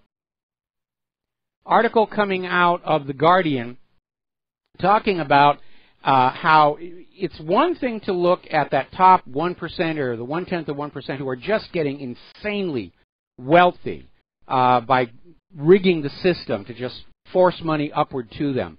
But this article is saying the real problem, though, isn't that 1% or 1/10 of 1%, because in the end they're not actually taking that much out from the rest of the economy. They're saying it's that top 1/5, the top 20% that are starting to get into money junkie thinking, and they're hoarding and pulling in and starting to play the same games. And there are enough of them where it does have a significant effect on the remaining 80% of the population. The wealth inequality is seriously out of control. And that wealth inequality is another way for saying that the bottom levels of our society, the workers, the middle class, the lower middle class, are not able to trade their labor for new wealth to pump back into the system. You cannot have an economy that's functioning with this much wealth inequality. It's heading for a crash. They're holding it off by just printing new money, which increases inflationary pressures. Everything they're doing is a patch. It's a Band-Aid. Nobody wants to actually look at the fundamental reasons why our economy is spinning out of control, because the money junkies make their money by an out-of-control economy. Over at the top of whatreallyhappened.com, up in that little gray submenu below the top, there's a link to the What Really Happened banker articles all in one chunk. You may want to take a look through that. And it includes links to All Wars Are Bankers' Wars, the 11th Marble, and there are a couple of other articles in there that really look to the fact that the people who profit most from our economic system don't want a steady, predictable economy. They love volatility. They love chaos. They love to play the chaos for speculative gain. Wall Street's just this giant open-air casino, and it was not supposed to be that way. The idea was that you would go down to the stock market and you would invest in, originally, farmers' stock, livestock. That's where it got its name. And then when the stock grew up and was harvested, you would share in the proceeds from the sale. And when they started applying this same principle to business development, it was the same thing. You would invest in a company that was starting up or expanding, and when the company sold its product and made a profit, you would share in that profit. And that was how it was supposed to work. It wasn't supposed to be this, we're going to buy this stock today and then game the system so it goes up to $1,000 tomorrow, then we'll sell on out. It's called speculation. It's called gambling. And it has led to some of the worst economic disasters in our history, including the crash of the 1930s. 1929, actually. Now, further undermining the U.S. dollar's hegemonic domination of the world, apparently the Bank of Russia is going to test out blockchain technology for cross-border communication in the financial sphere with the member states of the European Union. Remember, they're starting to set up their own parallel systems to SWIFT. Now, SWIFT has, up until recently, been the system for global transfers of money around the world to serve business. But it's under U.S. control. And it's one of the things that allows the U.S. to have teeth in their sanctions, because they can go into that SWIFT system and simply say, you're cut off.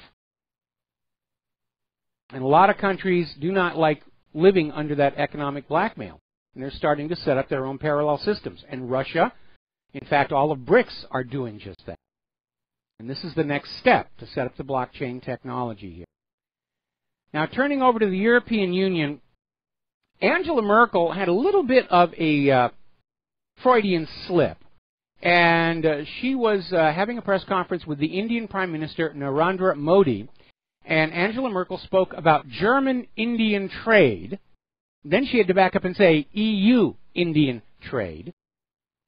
And, of course, this is fueling Angela Merkel's critics, who say that she thinks Germany is actually in charge of the European Union now, meaning she is in charge of the European Union. And it would seem that the Freudian slip would indicate that as well. Meanwhile, Vladimir Putin decided he was going to take a poke at Angela Merkel. and basically saying that Angela Merkel's recent outburst about not being able to rely on the United States anymore was an expression of her resentment over a limited sovereignty. In other words, Putin is poking fun at Merkel, saying that he, Putin, still enjoys the privilege of full sovereignty.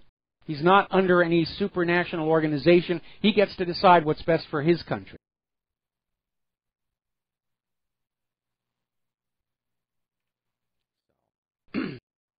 Now then, as you know, several of the member states of the European Union are drawing a line regarding this runaway, out-of-control migration, especially in the wake of these terror attacks which inevitably trace back to people who came into these host countries through this refugee program. Poland is saying they will accept no more. Czechoslovakia is saying they're not accepting any more refugees. The European Commission is already out there saying, we're going to sanction you, we're going to fine you huge amounts of money. I used to think that the EU was going to collapse because of the predatory banking of the European Central Bank, but it's looking more and more like the refugee, the migrant issue, is going to start tearing it apart. The question is Brussels really willing to go to war against Poland and Czechoslovakia over the refugee crisis? Is Germany willing to go along with Brussels and literally have a war within the European Union over the issue of the refugees? But Europe has definitely suffered because of this open border policy, the same as the United States has suffered over the open border policy.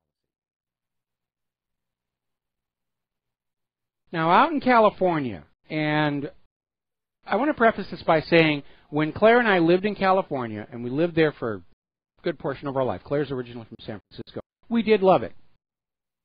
I had a good time there, but it does seem like they're going crazy over there. Apparently, California is going to become the first state to extend health coverage to undocumented young adults aged 19 to 26 through the state's Medi-Cal coverage, which is funded by the taxpayers, to undocumented young adults. Sure, come to the United States, get free stuff.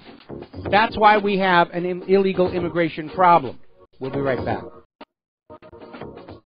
Aloha, America. Welcome back to our show today. Coming up on the top of the hour. We're still not taking phone calls. For some reason, my feed to RBN is doing great, and RBN's feedback to me is just deteriorating. So Mike is in the control room running around trying to figure out what's going on. Too many wires, too many buttons, too many switches here.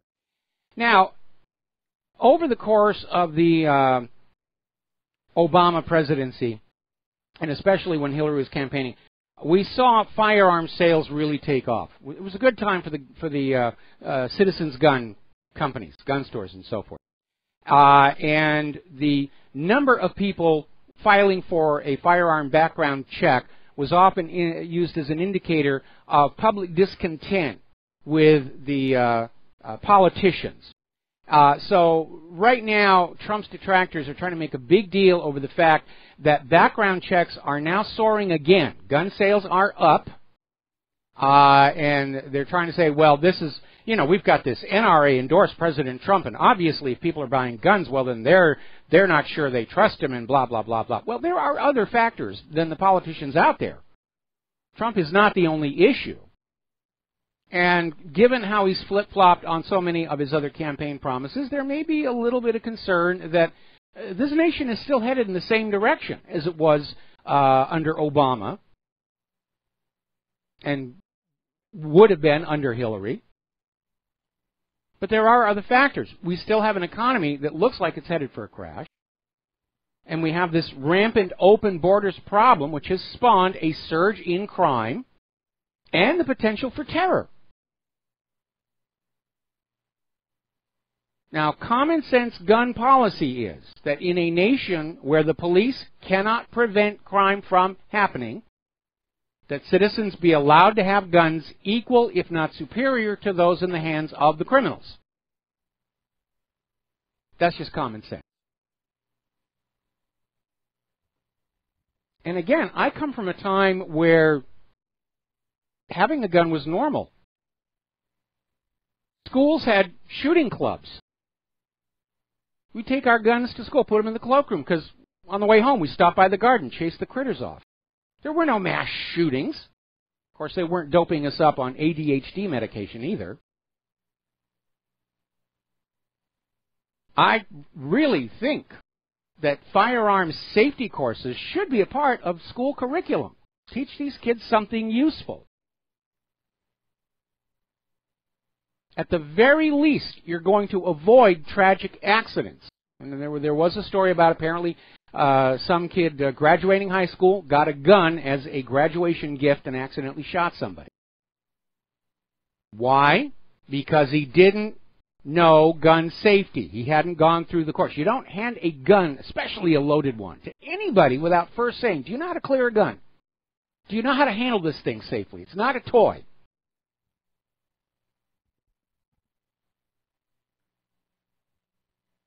So, I mean, just to avoid accidental shootings, everybody going through school ought to be taught gun safety, the correct way to pick up a gun, clear the chamber, make sure the mag is out, and that the gun is safe to handle. Why can't we do that? What is the opposition to that? We'll be back after station identification. Aloha, America. Welcome back to our show, hour number 3. We're still unable to take phone calls while we try and figure out where our technical issue is. I'm just glad that my words can get out to you reasonably intelligible, on the assumption that I'm actually making any kind of sense over here. Let's talk about the Paris Climate Treaty, Donald Trump, the backlash against him.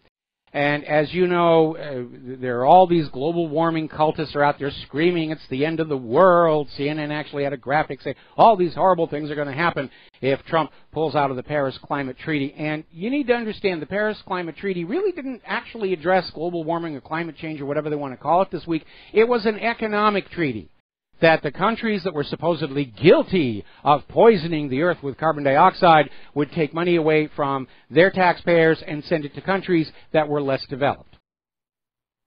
That's really what it was all about. And it was never actually ratified by the Senate, so it was not in effect. Pulling out of it doesn't change a thing. Now we're starting to see politicians come on out from around the world and saying, yeah, Trump was right to pull out, because basically this Paris Climate Treaty was essentially blackmail. It was extorting money under the threat of denouncing a country as being a polluter and a threat to planet Earth. So more and more people are speaking out saying, yeah, this was a hoax. It was a hoax. There is still huge, abnormally large piles of snow up on Trail Ridge Road in the Rocky Mountain National Park. And yes, it's 11,000 feet, but still, this is June, and normally by June, all the snow is gone there.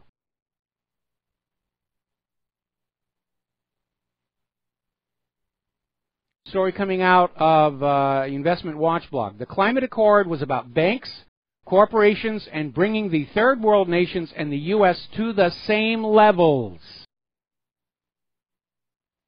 See, that's what the real goal is by the globalists. They have to bring us all down to the same squalor, the same poverty, the same low standard of living so that they can drop the borders and not have a panic of people rushing from poorer areas to richer areas like we're already seeing with the refugees going into Europe and the United States.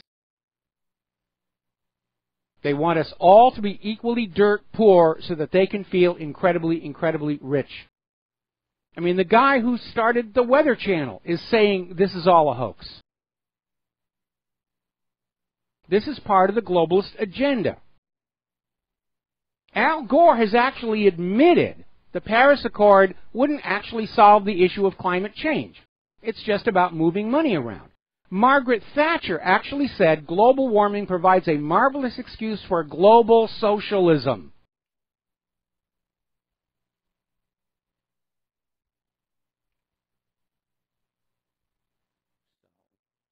Apparently, let's see, unusual hailstorms, blah, blah, blah, blah.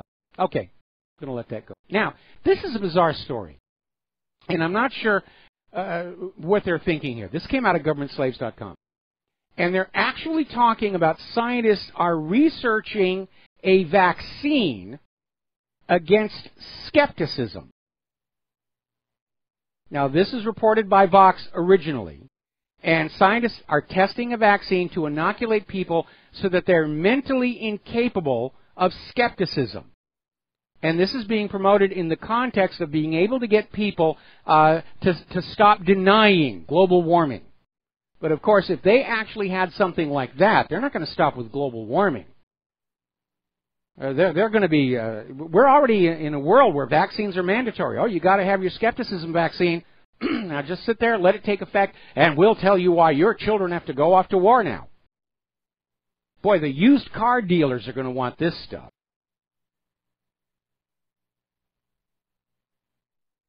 It's amazing. It's amazing. We're beyond Brave New World in 1984 with it. Now, as you know, Theresa May, who earlier in her political career campaigned against government surveillance and champion of privacy and so forth, she's now out there with her call for a whole brand new internet that is built to allow government control and regulation. And a lot of people are saying, first of all, it's a knee-jerk response. It's not going to have any effect on terror whatsoever. And now, of course, the tech world is angry with her because they're talking about basically taking the internet away from the companies that have built it and operate it and give it to some government agency someplace. And it basically shows that Theresa May, like so many other world leaders, is now realizing that in the age of the internet and the independent media, they cannot lie to their people effectively any longer. And because lying to their people is how they get stuff done, that is a major threat to their continued power and dominance over you. And again, if you've ever read my article, Of the Liars, By the Liars, and For the Liars, rulers lying to their people, there's nothing new. It's business as usual. It's been going on for thousands of years. Now, we're going to do a quick shout out to our on-air affiliates who are just now rejoining our network. We're still not able to take phone calls. But we're talking about rulers who lie to their people. If you ever get a chance to visit Egypt, and you will see all these temples put up by Ramses the Great. And many of them are decorated with these tableaus of Ramses' victory over the Hittites at Kadesh. And it was so effective, that was the accepted version of history for a long, long time, that Ramses defeated the Hittites. Then archaeologists up at Kadesh found evidence that Ramses got lured into a trap by some Hittite spies, almost lost his army, and had to sign history's first known instance of a non-aggression pact. And then Ramses went back to Egypt, and knowing that the ordinary Egyptian people would never get up to Kadesh and find out what actually happened, he just used his temples, like the ancient Egyptian version of CNN, and just plastered on up there. We were victorious. We were great. We were wonderful. So rulers lie to their people. It's been going on for thousands of years. It's part of their toolkit. And if there's one thing that the internet and the independent media have done, is to take that tool away from them or seriously reduce its effectiveness. And now they're getting worried. They're trying to find out how can they take the internet away or shut it down or control it without violating all of their laws about freedom of speech and freedom of expression. And it is a bit of a conundrum, because the cat is out of the bag. Every attempt at filtering or blocking the internet has failed, because people who want to know the truth find ways around the blocks.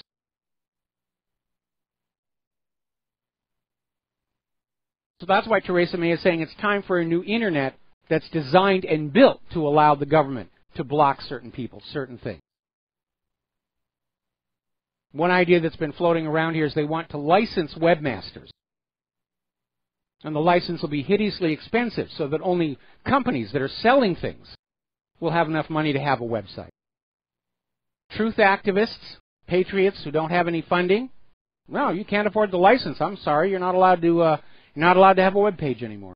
It's the new rule for the children to fight terror, whatever.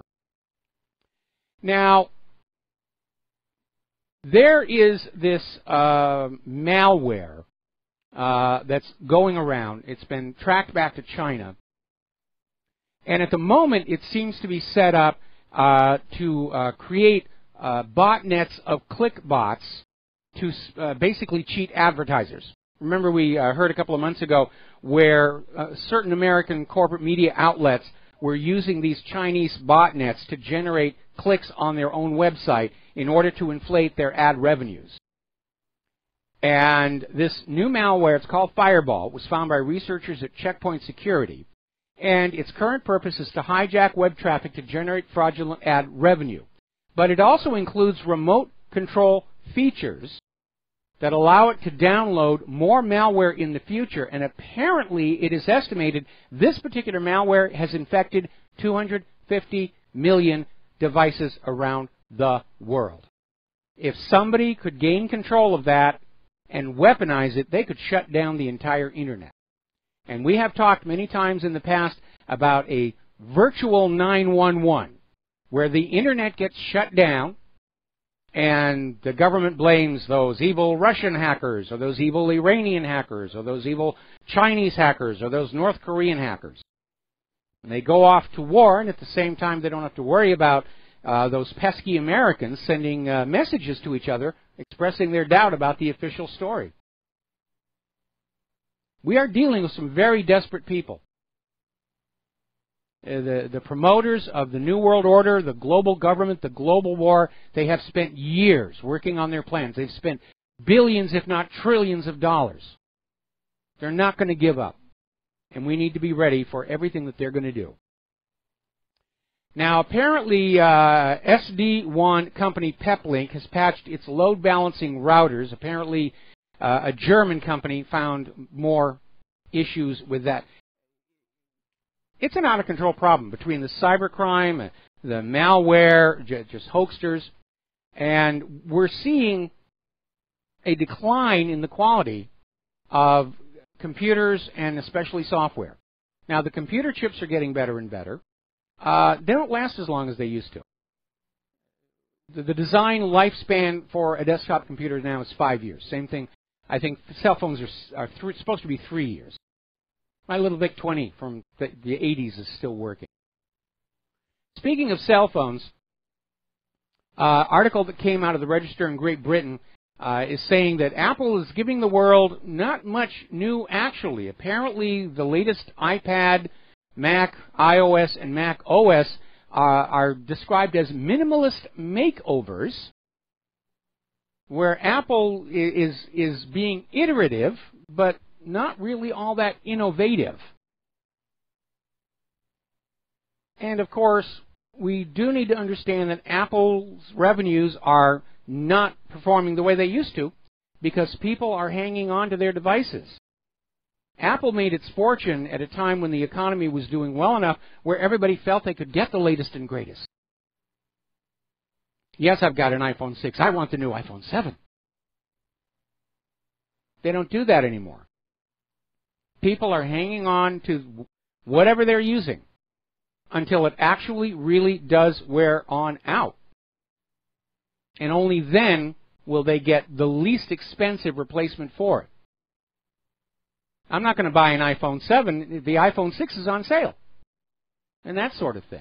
So that limits the amount of money Apple is getting to pour into innovation. In this economy, innovation isn't a selling point. If I'm getting my phone calls and my mail and a little bit of web browsing and the weather report, that's all I'm using. A lot of people bought these smartphones, loaded them up with all kinds of apps, and then realized after a couple of months of playing with it, they just weren't using them anymore. All right, now then, there's a very alarming story, and it should be an area of concern for everybody. This is from tathasta.com. It's actually been all over a couple of different media areas here. Over in Massachusetts, there was a woman who apparently sent her boyfriend dozens of text messages encouraging him to kill himself. Obviously not a very good relationship. And apparently the 18-year-old boy committed suicide. And Michelle Carter, the lady who sent the kid these messages, is charged with manslaughter. And they're just now picking the jury.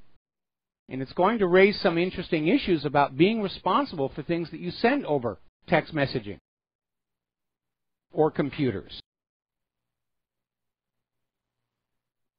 My question is, was this woman on prescription antidepressants? Was the 18-year-old boy on prescription antidepressants? Because both of them are displaying what to me seems to be very bizarre behavior. And I'm greatly concerned that, again, young people who've grown up in this world, this all looks normal to them. But for people of my age, and looking back on how people behaved when I was young, we had a certain altruism, a certain care. We had an inherent ethical, moral code. And it almost seems like behavior in the United States has become so bizarre, I'm almost wondering if there really is a pharmacological component to it. When we talk at some of the things that are going on in these colleges, where they're talking about whiteness is equal to terrorism, I'm wondering how much of this is because of these chemicals that are being pumped into our bodies, and not just the prescription psychiatric medications. Watch some of those commercials for the prescription medicine on TV, because if you listen to that little disclaimer at the end that they have to put in with a very fast voice, you're starting to hear more and more about how these medications can trigger depression or bizarre behavior or even suicide.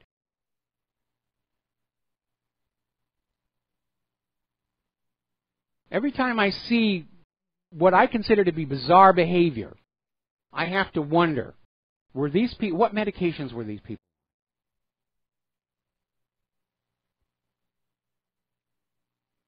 Now, apparently there's a new bill, House Resolution 1313. It's moving through Congress right now. And basically, if it passes, and if the Senate votes it through, and Donald Trump signs it into law, it would allow companies to require you as an employee to undergo genetic testing and enroll in a mandatory vaccine program, or they will have the legal right to fire you or simply refuse to hire you in the first place. Now, right now, there's a law. It was signed in 2008. The Genetic Privacy and Non-Discrimination Act prohibits giving employers the authority to demand a genetic test, because there would be discrimination. The genetic test can show predispositions to certain illnesses that make you at high risk, and the genetic testing, the reason for the 2008 bill was health insurance companies wanted to do DNA testing, and if you had certain markers, they were going to say, well, we're going to refuse to insure you, because we know from your genes you're going to have this coming on down. So they're trying to reverse that now. This is coming from Republican Congresswoman Virginia Fox, and basically it will strip all employees of their privacy rights, even down to their DNA. They're actually calling this bill the Preserving Employee Wellness Programs Act, which is another reminder that you should never listen to the title of a bill and assume that that's what it's actually about. Now, apparently out in Los Angeles, there is a mumps outbreak among gay men. And apparently, the gay men coming down with mumps were already fully vaccinated. And we see this happening time and time again, where there'll be vaccine campaigns, then all of a sudden there's an outbreak of mumps or measles. And what does corporate media say? Oh, see, that's why you should get your vaccination. These people were already vaccinated. Well, they weren't vaccinated enough. They should have gotten 2 or 5 or 10 or 20. We know there are documented cases where the vaccines are actually causing the illness they're supposed to be preventing. In the case of live pathogen vaccines, those who are vaccinated can give the illness to those around them, which will then be seized on as another ad campaign to sell the medication.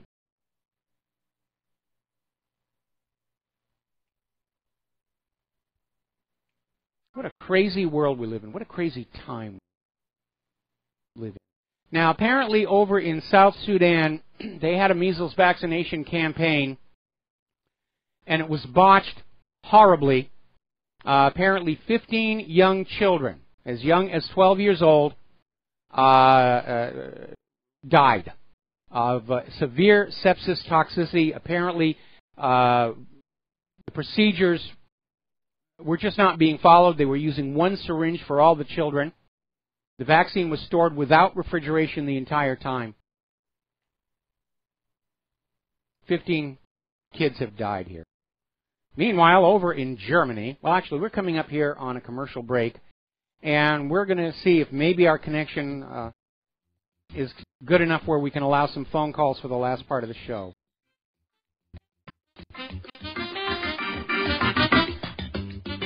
And aloha, America. Welcome back to the show. We're going to go ahead and open the phone lines. It looks like our Skype problems have gone away, so if we're going to open the lines, 800-313-9443, and see if we can take a few phone calls.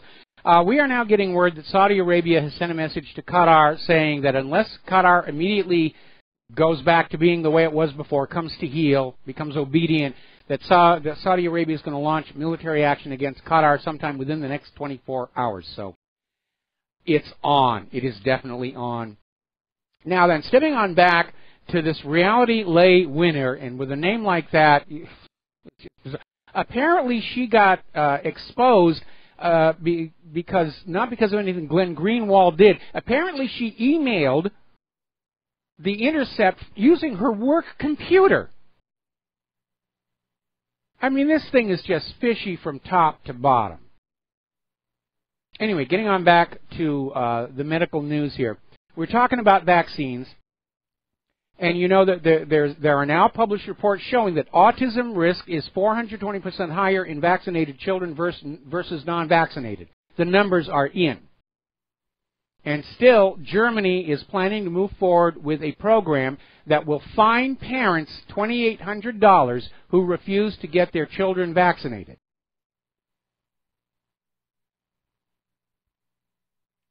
And they're also saying that the children would be forbidden from going to daycare without the vaccines. It's pushing product, pushing product, pushing product. Now then, getting on back to the issue about medications making you behave bizarrely. As you know, a little while ago, professional golfer Tiger Woods was found asleep at the steering wheel of his car. And apparently the police arrested him on a DUI because he was speaking in very slow and slurred speech. And apparently his alcohol breath test was 0. They found no alcohol in his body. And Tiger Woods was saying the prescription drugs, really, they made him drive funny, and so he pulled over to get out of traffic, and he fell asleep. Now, we don't know what medications he was on, but he just underwent a back operation, which means he could have been on muscle relaxants and other painkillers. But again, watch those TV commercials for those prescription medications on TV. And listen to that disclaimer at the end. We'll listen to those things. Claire will say the cure is worse than the disease. Especially when you realize that some of these diseases, like eczema, may actually be an artifact of vaccination again. It's amazing. Now, here's a very alarming story out of the Daily Mail. And apparently this doctor has gone public saying that 2 of his patients were told to seriously consider euthanasia, doctor-assisted suicide, when their health insurance companies refused to cover their life-saving treatment. This is Dr. Brian Callister, and basically saying that, yes, this seems to be a coming thing, where the insurance companies are literally saying, well, these people are too old, they're not going to contribute to society, we have just decided we are not going to pay for their very expensive life-saving treatment, we recommend euthanasia.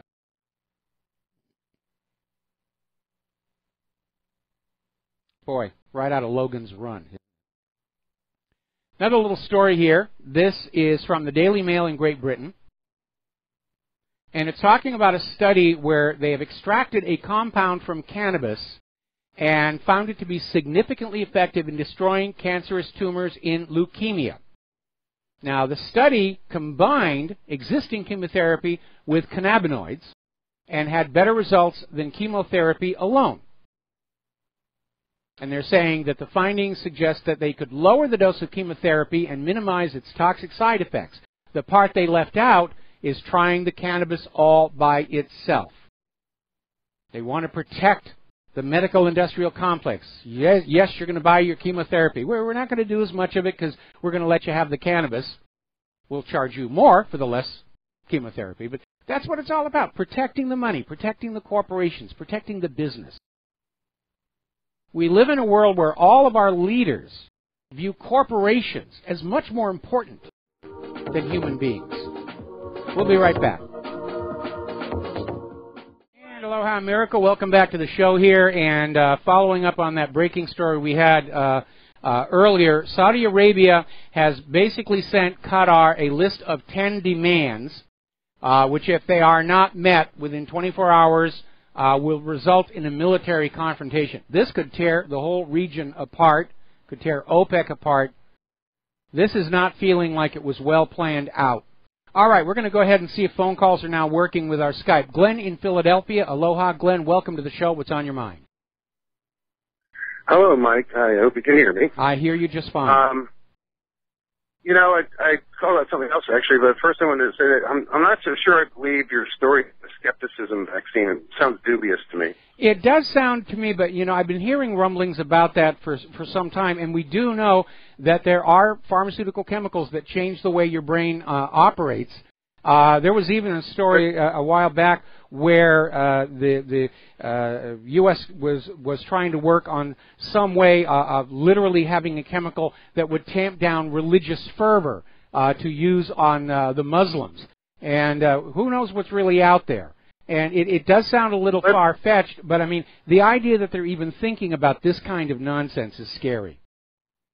But you know, see, that was a joke, see. Oh, okay. And you were supposed to say, you will believe, you will believe. All right, you will believe. Yes, exactly. No, what I actually called about was you mentioned Philadelphia and banking alternatives earlier, and I thought, ironically enough, Philadelphia is the home of the Second National Bank building. Yes. Which is a grandiose building in Greek architectural style with columns and everything. And I had toured it in the 90s with some friends. It's operated by the National Park Service and had been a money history museum. But see, the National Museum of Money and Finance is now up in New York City. But apparently now it's just a portrait gallery of, like, notable personages. So it has like 100 portraits of a walkthrough thing. And it's right within a stone's throw of Independence Hall and Liberty Bell. Ironically enough, again, that the second bank should be in such close proximity to the Liberty Bell. Yes. But, yeah, so, but I don't know exactly what options. I was expecting more of the bank issue stuff to come from at the state level. I think it's North Dakota, for example, has their own highly functional independent bank, I think it is. I would like to see that stuff implemented at the state level.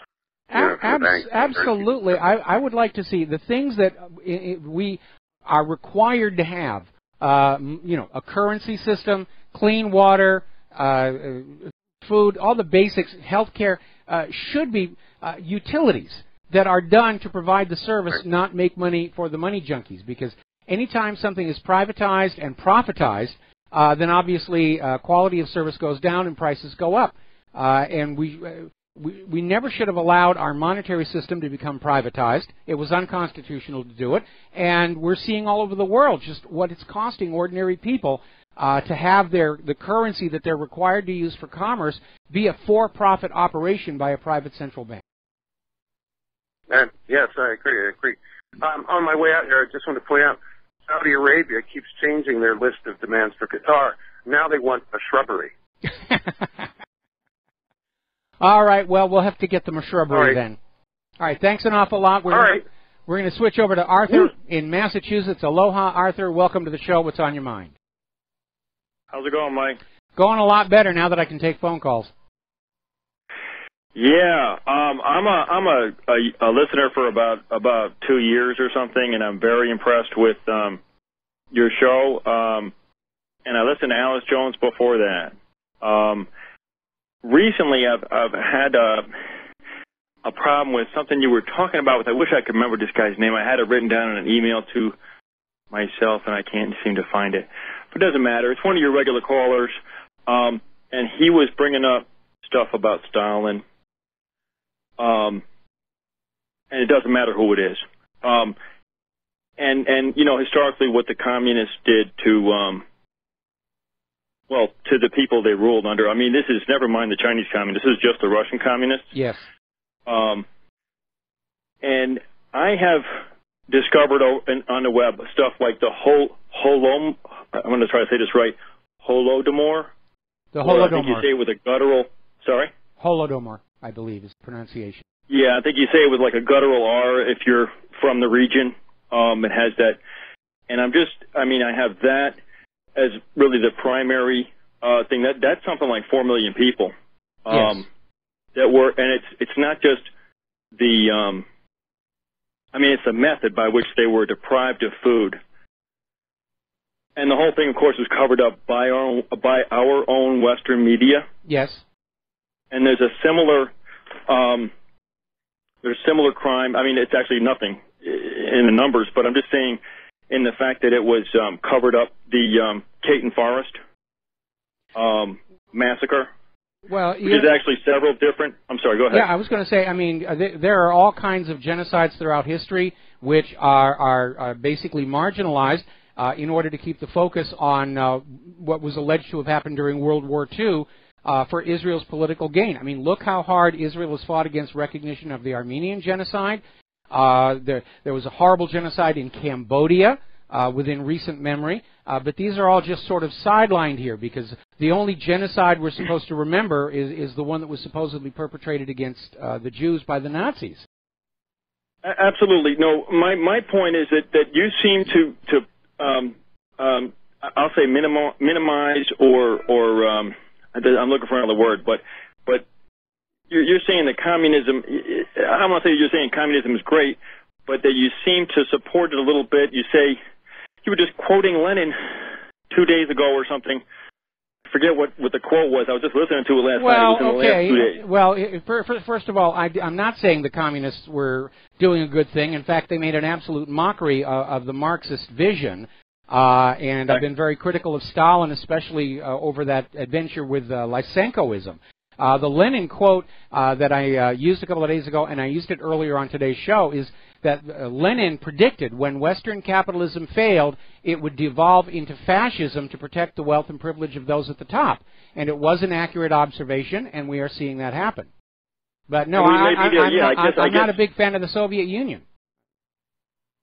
Okay, but I'm just not sure that, I just wanted to make sure that we're perfectly clear about what the level. Lenin himself was in, I mean, what happened under Lenin was really, I think of equal, the murders, on his own people. I mean, it's something else, like, you know, the American Indian was wiped out by white people coming across this country, but it wasn't white people killing their own. I'm not trying to say that makes it okay. I mean, excuse me, that's the worst genocide of all. Hang on. You're working from the assumption that the population of the Soviet Union was all homogenous. And no, they weren't. Right. The Soviet Union was built up out of small disparate groups, many of which had ancient racial animosities, and those who were in power basically carried through on that. Stalin, when he was filling up those gulags, it wasn't just automatically anybody who disagreed with him. He targeted specific ethnic groups for dispossession and removal. So I think you're oversimplifying what was going on. And I'm with you, it was all a very, very bad thing to do. But it was hardly confined to the Soviet Union. It has existed throughout history. It's just in our corporate media, the emphasis is always being put on World War II. Again, because Israel's justification for having stolen Palestine rests on that story. It's their political foundation. No, I understand that that's kind of been blown up like a balloon, where all this other stuff has been swept under the rug. But all I can say is I just wanted to make sure we were straight that communism under Stalin was a horrible. It was great for some people, but for a great piece of the population, it was death. And I think he taught Hitler how to have a concentration camp. He's the guy that showed Hitler all the tricks. I mean, wait a minute. Yeah. You seem maybe to that's a rumor. I'm not speaking. I think that's a rumor there, because don't forget, Stalin and Hitler were enemies. Hitler did invade the Soviet Union. Before they were enemies, they were friends. Remember? And I'm not saying that I know this for a fact, but I've heard the rumor. Okay, well, okay, Arthur, I'm going to let you go here because you're doing a lot of guessing and bygoshing, and you don't really have a factual basis here. So thank you very much for the phone call. We're going to switch to Brendan in San Francisco. Aloha, welcome to the show. What's on your mind?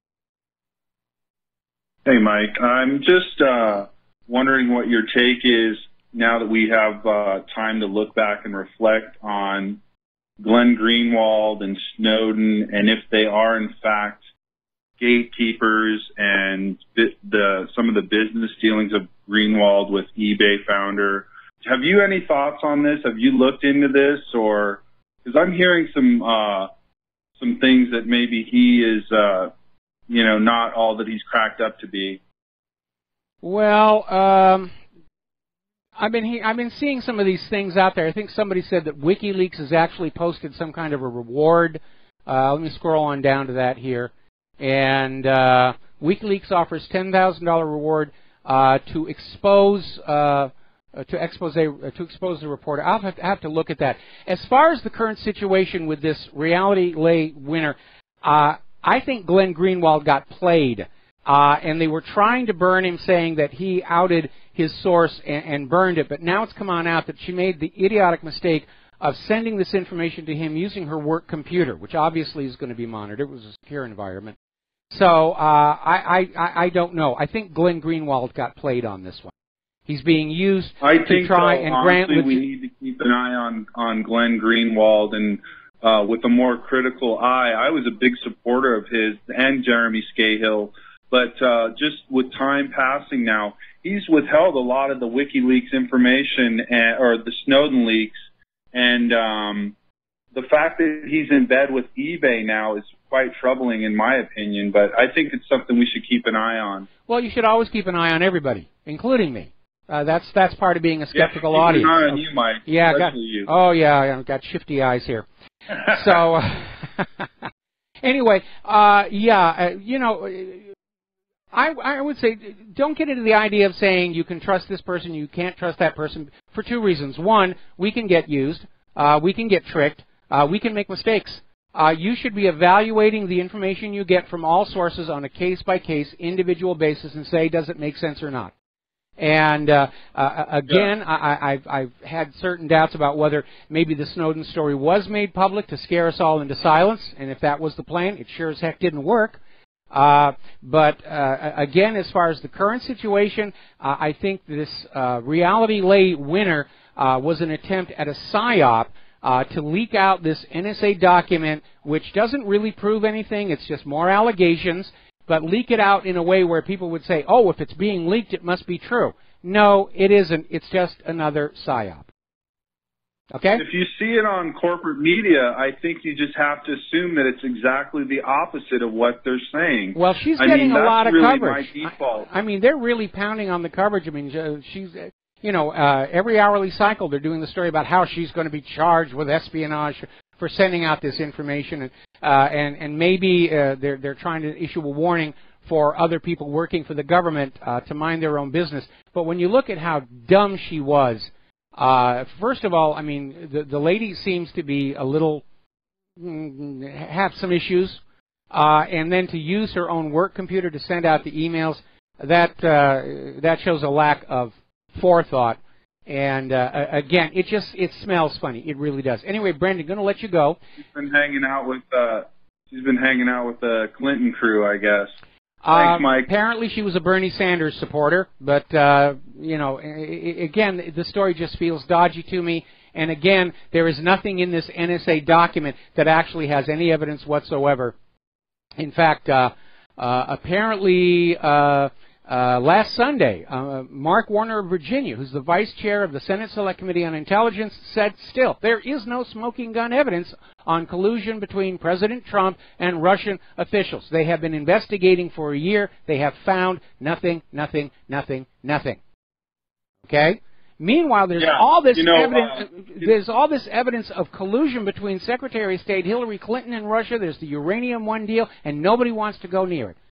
This lady has the blackmail goods on the entire government. They are absolutely scared of her. Yeah, and, just to kind of bring it all back around, there's a total information overload, and there's a gentleman that wrote an article saying, at some point we just shut off because there's so much every day, and I try to keep up with it, but man, oh man, I need a break.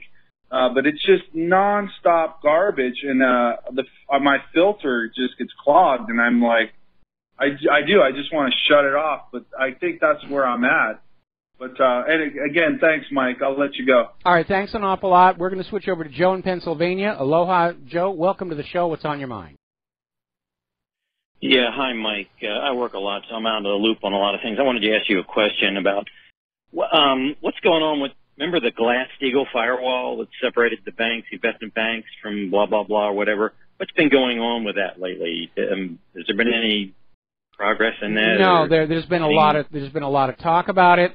There's a lot of talk about new regulatory reform. Wall Street is still lobbying as far as they can for the chains to be kept off. And it is rather absurd to see these same banks that are paying these huge settlements when they get caught laundering drug money or cheating mortgage holders or all the rest of it, and then they turn around and say, we don't need new regulation. We're fine just the way we are. Again, getting Wall Street under control was one of the issues that Donald Trump campaigned on. And we would certainly like to see it happen. We do need to have Glass-Steagall brought back so that these Wall Street money junkies, if they want to play these high-risk gambles, they're using their own money. And Glass-Steagall was passed in the wake of the Depression of the 1930s because what really allowed the crash of 29 to get out of control was that these banks were using their customers' savings money to try and prop up their failed positions, and then they lost it all. And that's why Glass-Steagall was passed. But unfortunately, it was rescinded, repealed in the 1990s. And the banks went back to playing the same high-risk venture with depositor money, and that's when the mortgage-backed security fraud collapsed. The damage was everywhere.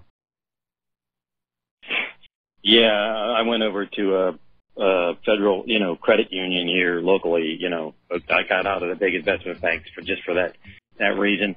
And one more thing, just to let you go. I sent you an email about Putin and the edited out comments about. All right, I'll take a look for that. We have to let you go. We got to take a break for commercials. We'll be right back. Aloha, America. Welcome back to the show here. And last segment of our program today. Boy, there is so much going on. I identify with that last caller was just saying the information, there's so much overload.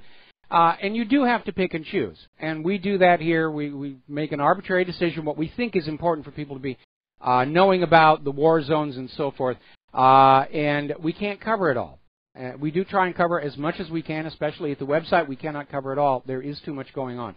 But right now, I think it is very important that we keep an eye on all these war zones all over the world, because we're just poised on the brink of a major, major escalation in global conflict. All it's going to take is one hot-headed decision, one stupid mistake, and it's going to be off and running. And I'm very alarmed at the situation involving Saudi Arabia and Qatar. This could literally break up the entire Middle East politically. They've sort of been operating as a single unit through OPEC, through the Organization of Gulf States. That could all fracture, and they would go back to being individual countries making war on each other.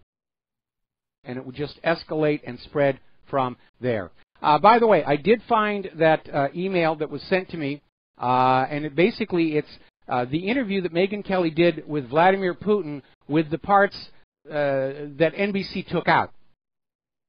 And they took it out in order to weaken Putin's presentation. Putin was out there saying, basically, it's the U.S. that's meddling in everybody else's election. It's the U.S. that's intervening in all these countries. And it's absolutely true. The U.S. government is behaving badly. It's time to accept that. It's time to send a message to the world. We, the people of the United States of America, do not support what the U.S. government is doing in our name. We're tired of the lies. We're tired of war. We're tired of being plundered and pillaged by every corporation out there with a high-paid lobbyist in Washington, D.C. You will buy the vaccines. You will buy this. You will do that. You won't collect rain on your own property. You will buy bottled water. Again, we're coming up on Independence Day. It's time to start thinking why it was named that and looking at the actual circumstances that led to the American Revolution. And no, it wasn't tea in Boston Harbor. The issues were far more widespread than that. It was the enforced dependency colonial that was imposed on the colonists. They were ordered whose currency they had to use. They were ordered what businesses they had to do business with. They were forced to be dependent on favored British businesses and institutions, and dependency is slavery. And at some point, slaves stand up and say, enough is enough. So just something for you to think about. Last story before we hit the end of the show. For some reason, Texas has the highest maternal mortality rate in the entire developed world. Apparently, the rate of pregnancy-related deaths is skyrocketing down there, and nobody's really sure why. It's the highest in the U.S. and in the developed world. Something's gone wrong with our medical-industrial complex. There's the music. Time for me to get on out of here, get something useful done with the rest of the day. We'll be back tomorrow, Wednesday, Hump Day, here on the Republic Broadcasting Network. Stay tuned for John Stadmiller's show today, and especially on Thursday, when we're going to have the USS Liberty survivor guest hosting the program. We'll be back tomorrow. Aloha, America.